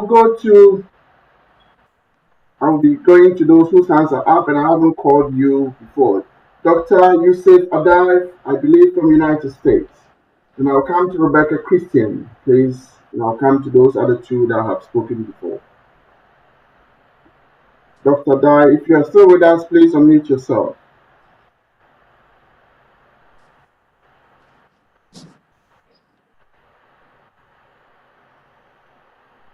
Do we still have Dr. Dai with us, please? Okay. Can Rebecca please unmute yourself? Rebecca Christian. Okay, thank you for taking my call. My question is, I think I heard Prof saying that you can get the Ghana card through, say you have link with your mother or grandmother as a Ghanaian. So my question is, can I get Ghana card for my British children, or do I need to get a Ghana passport for them before they can get a Ghana card? Thank you, Christian. Do we have Dr. Yusuf Adai, please, with us? I know you are a regular participant from the States, so I would like to give you the chance. But in absence, James Doe, please. James Doe, if you want to unmute yourself, if you can give us one question, we've only got a few minutes left. Yeah, okay. Yeah, thank you very much. I got one suggestion and one question. So I would like to suggest to Prof if it's possible for his office to establish an office at Kotoka, so that when the diasporans are coming, we can just register at the airport, and by the time we come out of immigration and to pick our luggages, then we get our cards, because I can see many people on the call have landed properties and investment in Ghana, so it'd be a very good idea just to do it at the airport.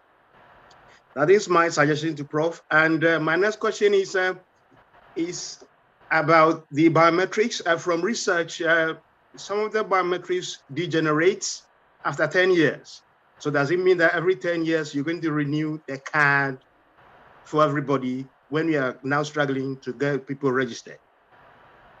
Thank you very much. Can I call on John Fojo, please? John Fojo. John, if you're still with us. And Rebecca Christian, can you lower your hand, please, if you are not raising a new one?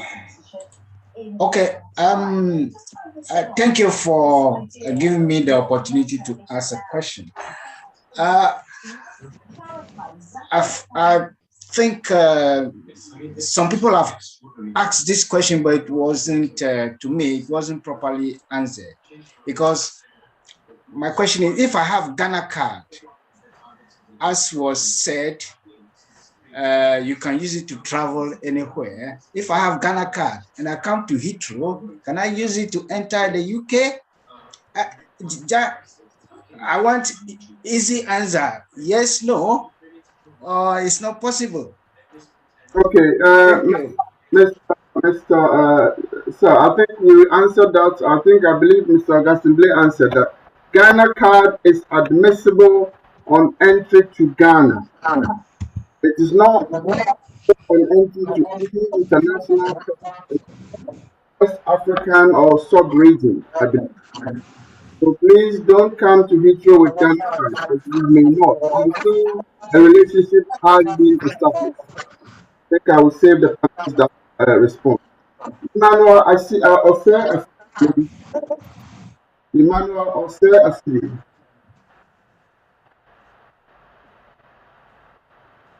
Mr. Ose, are you still with us?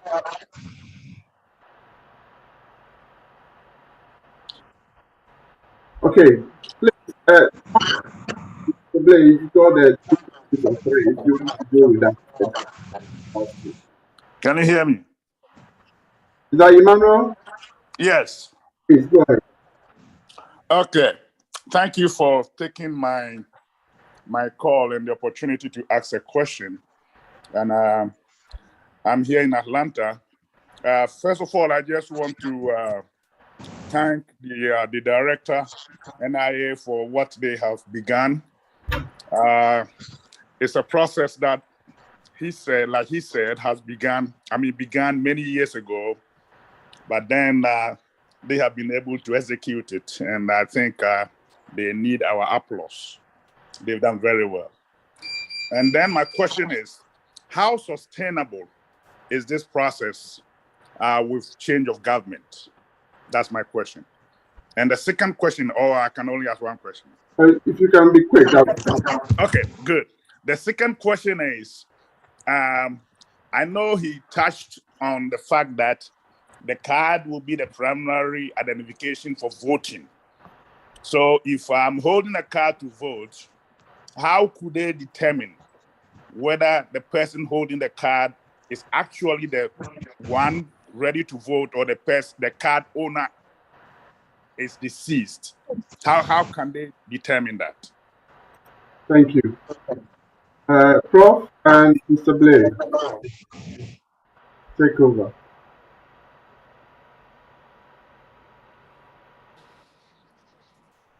Thank you very much. If I may. Yeah, Mr. Blake, okay, Mr. Blake, go ahead. Okay, I will answer just the last one because that's the only one that all the other questions are related to NIA directly. So, Emmanuel, the voting, when you go in to vote in Ghana, they use biometric to authenticate you. The biometric device authenticates you, and then if you pass, then you go ahead and vote. This is what it is today. So as we are talking about integrating these databases, and when it comes to a Ghana card, it will be the same thing, the verification that the holder of the card is indeed the person who's authorized to vote. So in the same process, your identity will be verified against the biometric on the card, and then we will be authorized to vote. Okay, so the voting will not be impaired. The identity will be confirmed and validated just like we do today. I think the remaining questions are more NIA questions, so Prof can take those. Yes. Thank you very much, Mr. Moderator. In answer to a question earlier, I think from Noble, I missed one important dimension of the question, and I would like to just say so, because it's a matter that goes to the heart of some of the frustration that Ghanaian diasporans experience when they are in Ghana and come to register. You see, and this dovetails into the question by the lady, I didn't catch the name, I think it was either Rebecca or Christine. But the question, the point is this: the National Identification Authority is to register Ghanaians.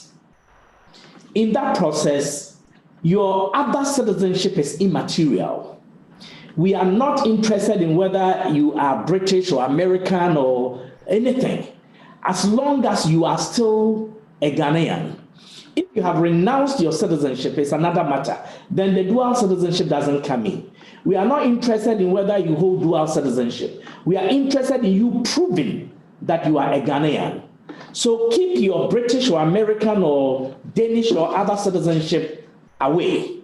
We are not saying hide it, but it's not what we need to know. What we need to know is, are you a Ghanaian? And what establishes that you are a Ghanaian?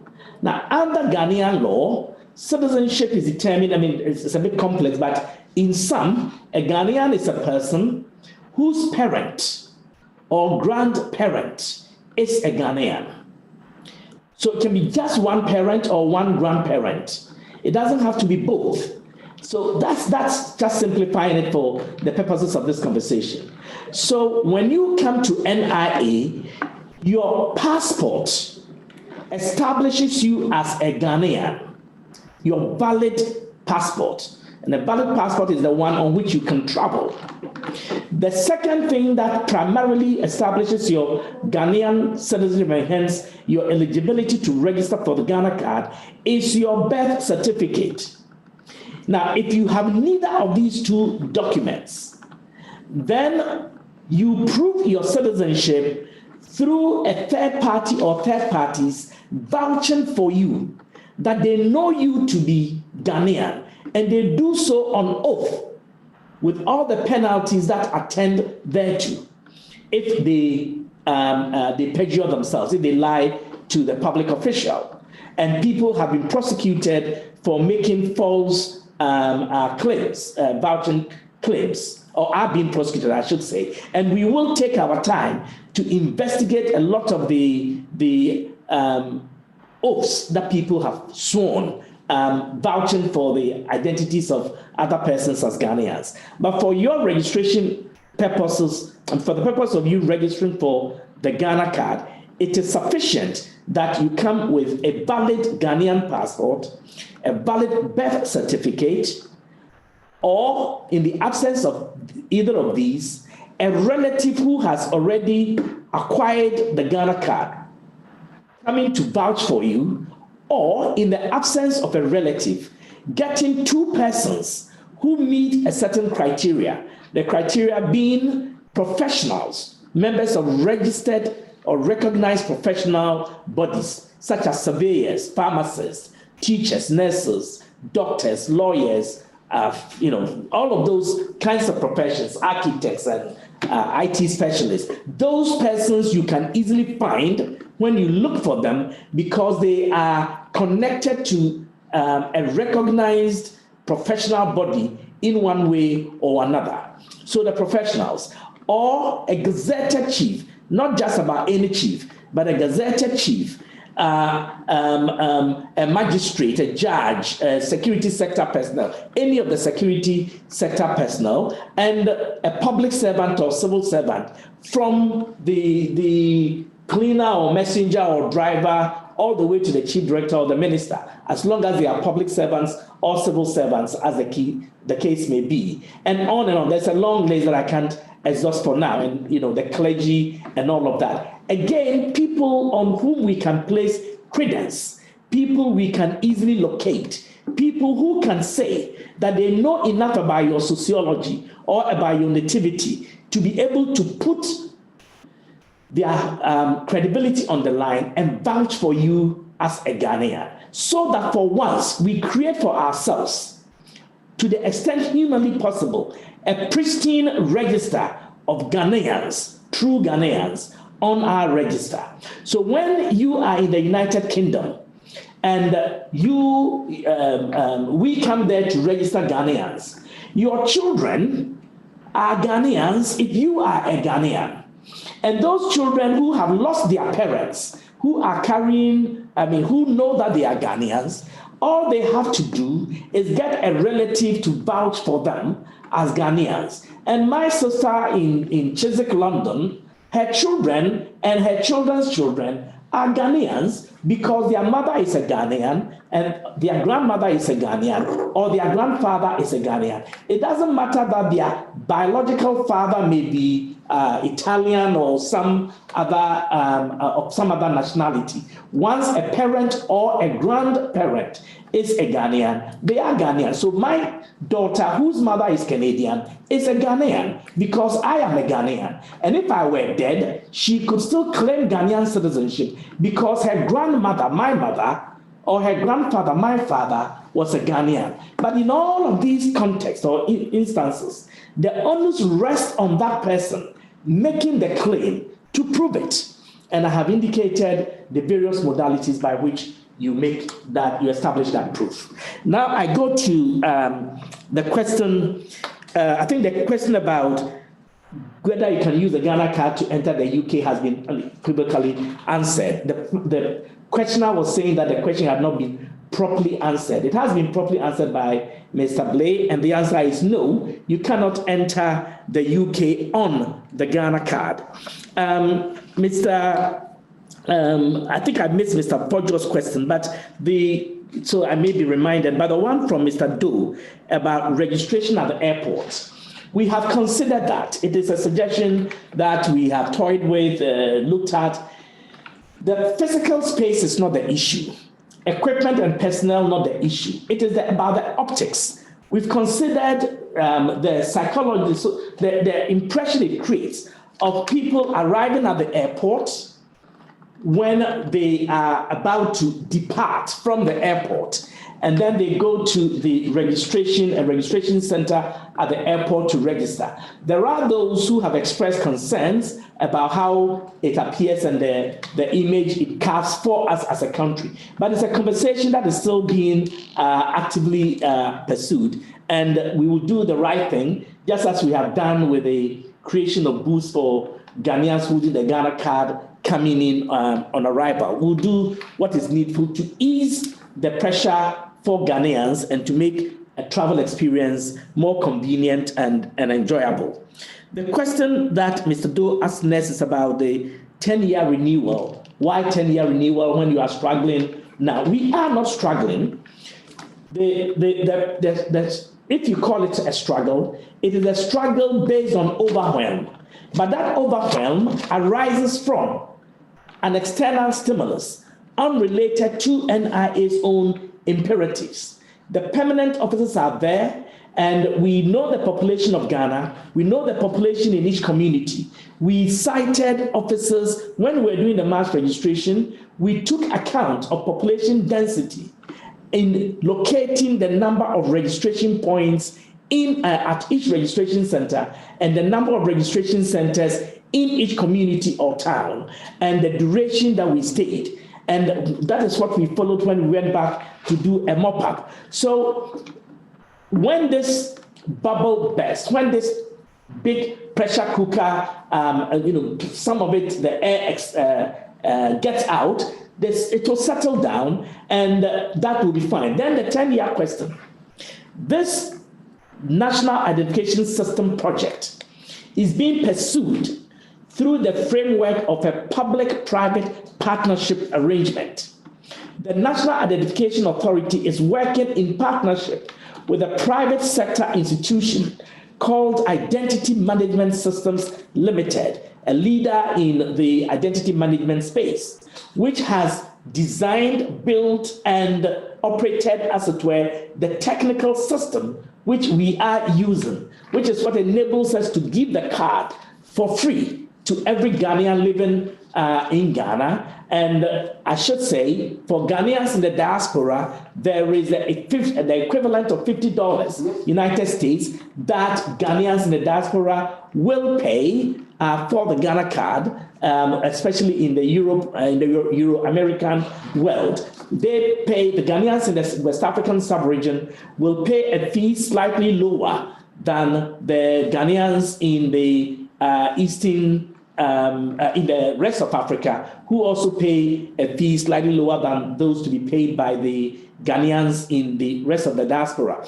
And the fees that they pay and from the verification services and all the transactions that we spoke about, that is what is going to pay for the technical system that has been erected, that is enabling us to establish this system, which is a first of its kind, and to be able to issue ID cards instantly at multiple centers. And I can assure you, during the mass registration exercise, over 80% of the cards were issued instantly at multiple centers across the world, across the country, something that has never happened anywhere in the world. We will continue to do that, but the system must also generate revenue for the Republic of Ghana, and that's what it's going to do over the 15-year life cycle of this project with Identity Management Systems Limited. Finally, the card body itself, the physical card, is valid for 10 years. After 10 years, the card, it's plastic, it will begin to be brittle and the chip may begin to fall off and all kinds of issues. That is a ripe and proper time to go for a renewal of the card.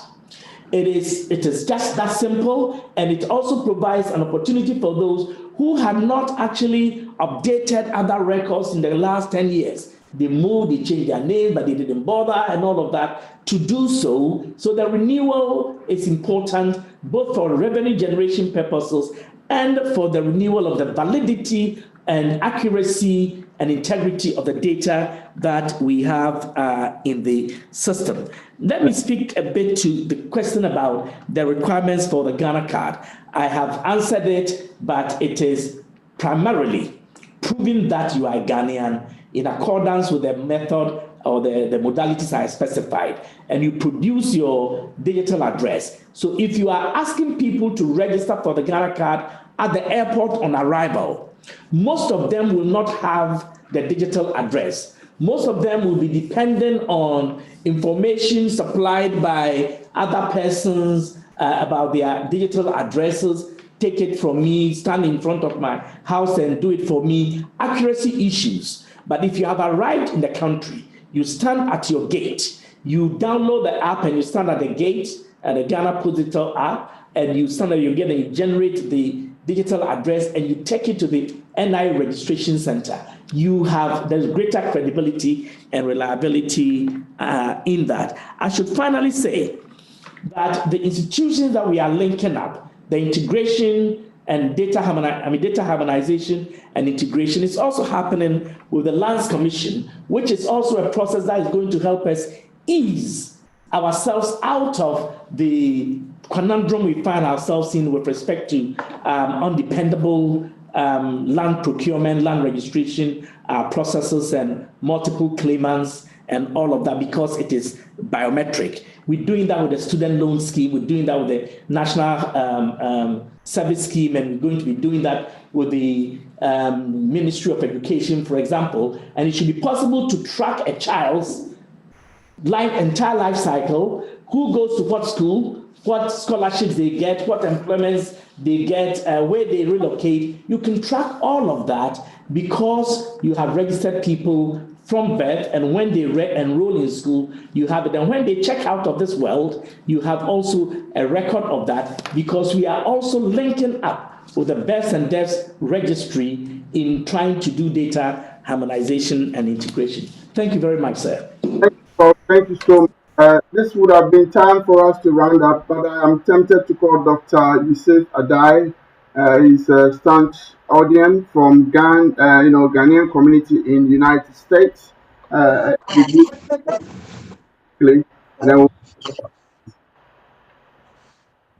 please.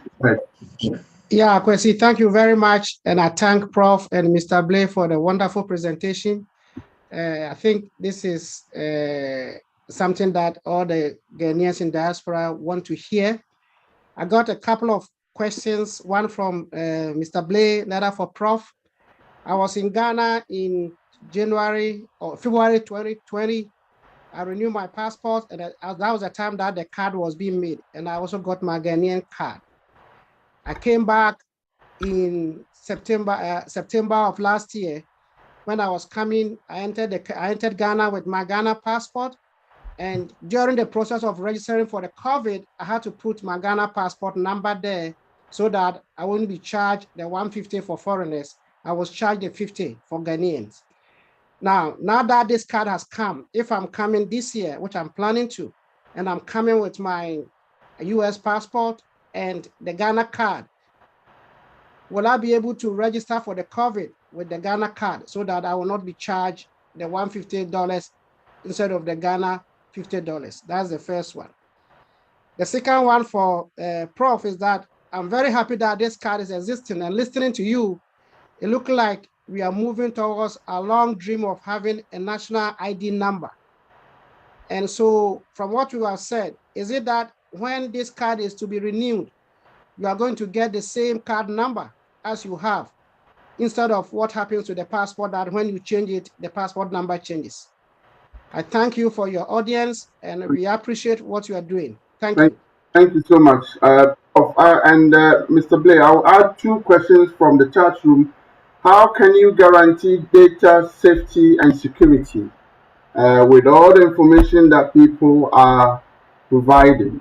And then also, at what stage would you find it fit for online application process to begin for those who otherwise could not? Maybe in the course of 10 years, you've lost your card. Can an online basis be established? I think that is the two. And then we'll come to a roundup for closing remarks, please. All right, so I will take the two that my name was mentioned specifically. For the COVID, on the 1st of March, as you all know, the Ghana Immigration Services established a booth to process Ghanaians coming into Ghana with their Ghana card to go through. One of the issues that was raised was exactly that you are coming into Ghana, you have your Ghana card, proving that you're Ghanaian, but you hold an American passport. How will you be able to pay for the COVID? Will you pay as a foreigner? Will you pay as a Ghanaian? So we have triggered a conversation with the Frontier Services to allow the Ghanaians coming to Ghana with a Ghana card to pay for the Ghanaian fees. Right now, they check for the the passport number.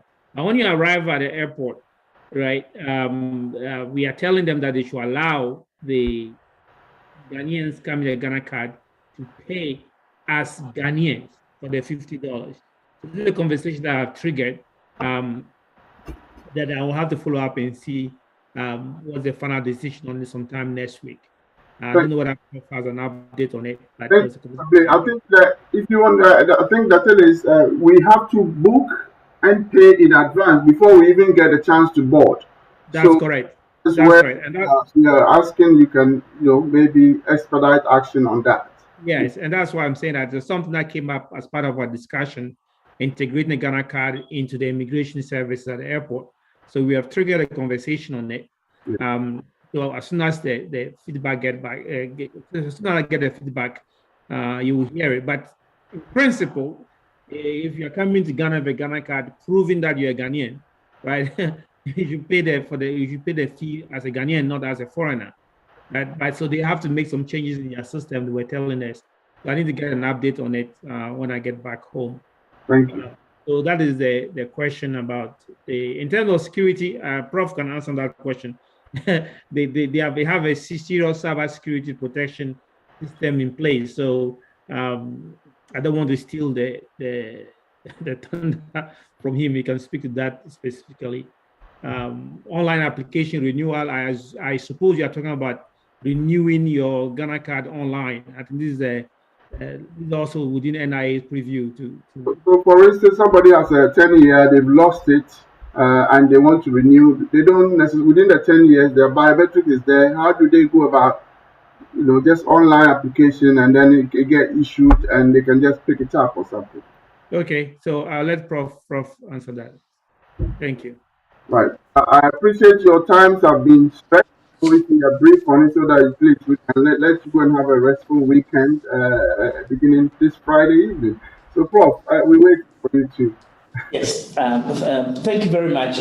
Again, quickly, thank you very much, Emmanuel Osei for the commendation, and also Dr. Yusuf Adai for appreciating the work that we've done. I can assure you that this is sustainable.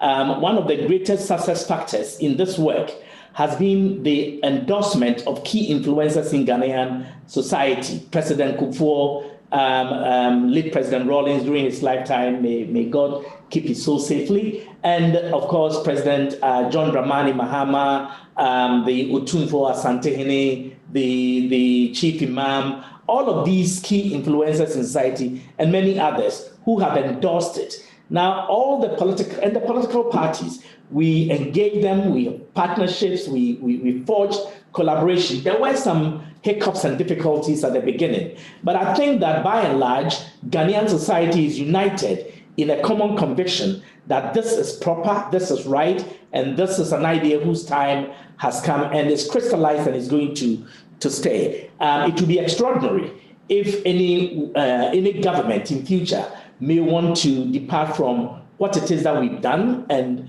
given the obvious benefits and the revenue generation that is also going to come from this. So that is it. The biometric verification is the way to go, as Mr. Blay emphasized with respect to voting. And Dr. Yusuf, can a Ghanaian register? Well, Mr. Blay has answered it.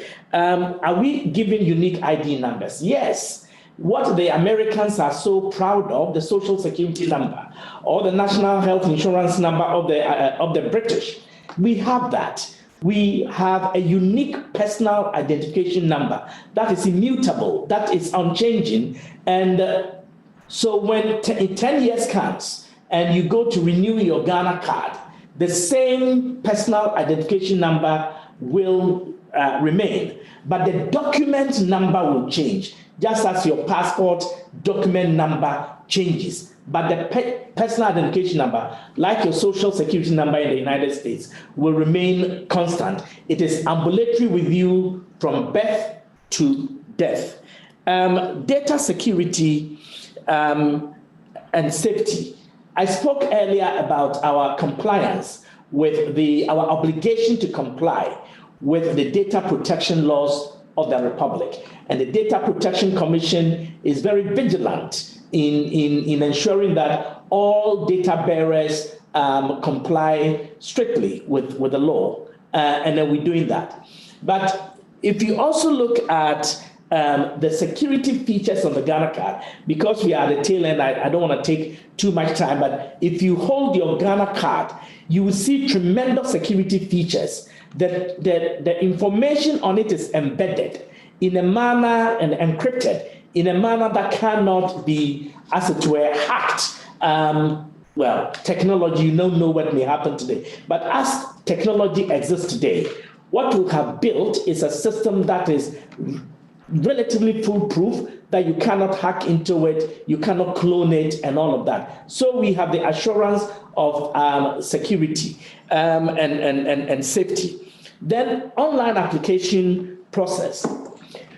We already have an online application process, but you go, and I indicated this earlier, you can go online, and we want to make that option even more open to the diasporans, that you go online and fill the form, but you have to print it and bring it to the registration center or office, where you will be interviewed, because your claim to Ghanaianness is not automatic. There will be people who will go online and fill the form accurately, but are not Ghanaians. And we, as I said, we prosecuted somebody successfully yesterday, and the person was holding a Ghanaian birth certificate. But the interview process established that he was not, and he pleaded not guilty with explanation. And at the end of the day, he was convicted. So yes, you can go online and fill the form, print it, and come and be interrogated, and also come and have your biometrics taken. You cannot take your own biometrics. You cannot use any other device to capture your biometrics, no matter how sharp they are. The devices we use are custom made, and they must meet the highest international standards, ISO certification standards, and of course, ICAO certification standards that Mr. Blaze spoke about earlier. These are high-level stringent requirements, and it is the NIA certified equipment that must be used to capture you. So there is room for online registration, but it is for the sake of efficiency in capturing your biographic data. But your citizenship determination and the biometric data capture will have to be done by qualified officials of the National Identification Authority, or those are the Ghana missions designated as such for the purposes of diaspora registration. Thank you very much. Thank you so much, Prof. May I just say to the audience, those who couldn't join, this program has been recorded live. It will be available if you go to Facebook and you type in Ghanaian Community Awareness Forum.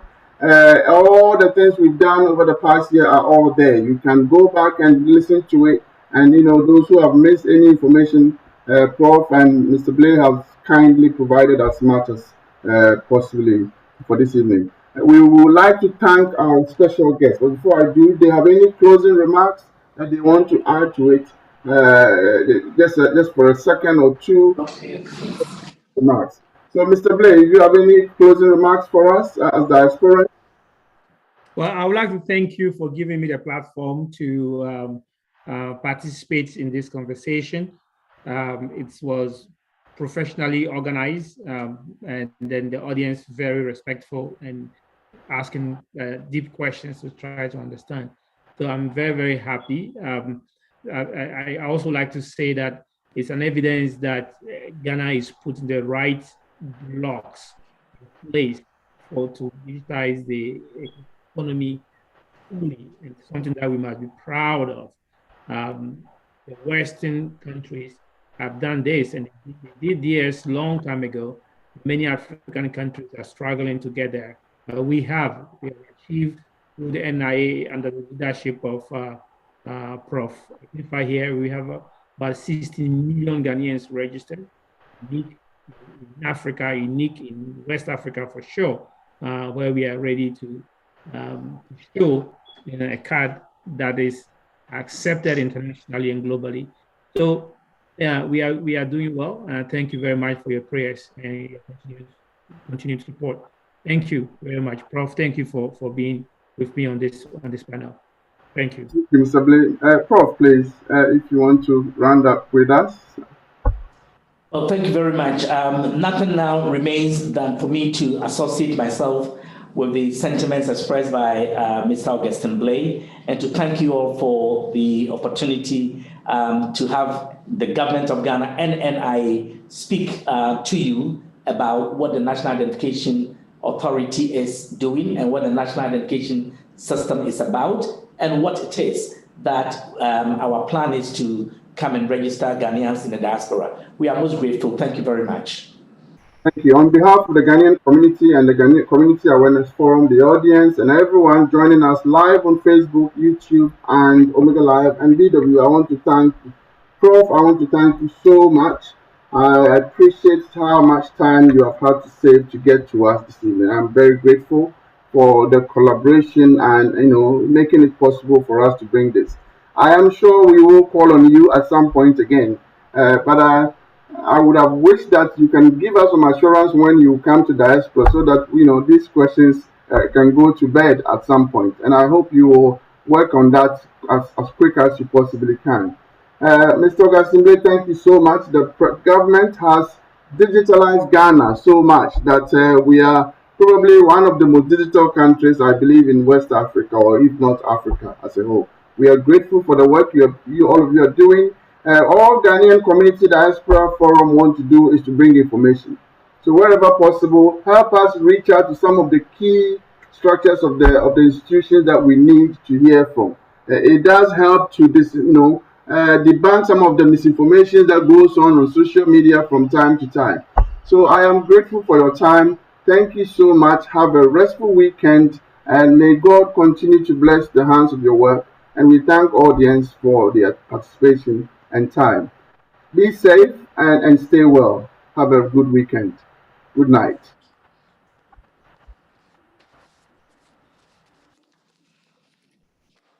Thank you enough. Tap, and send. It's okay. Go. Let me speak to my people. Now, let me speak to you. I know the stress people go through when they want to send money from abroad to their family members and loved ones in Ghana and even Africa. See, if you are in the USA, if you are in London, UK, Canada, Europe, any part of the world, see, Tap Send has made it very easy. All you have to do is to tap and send. Within a twinkle of an eye, your money will be sent with no stress. It's very fast, convenient, and easy to access everywhere. What are you waiting for? Just tap, and send. Download Tap Send now on Google Play and App Store. Tap Send. It's secure, convenient, easy, and fast.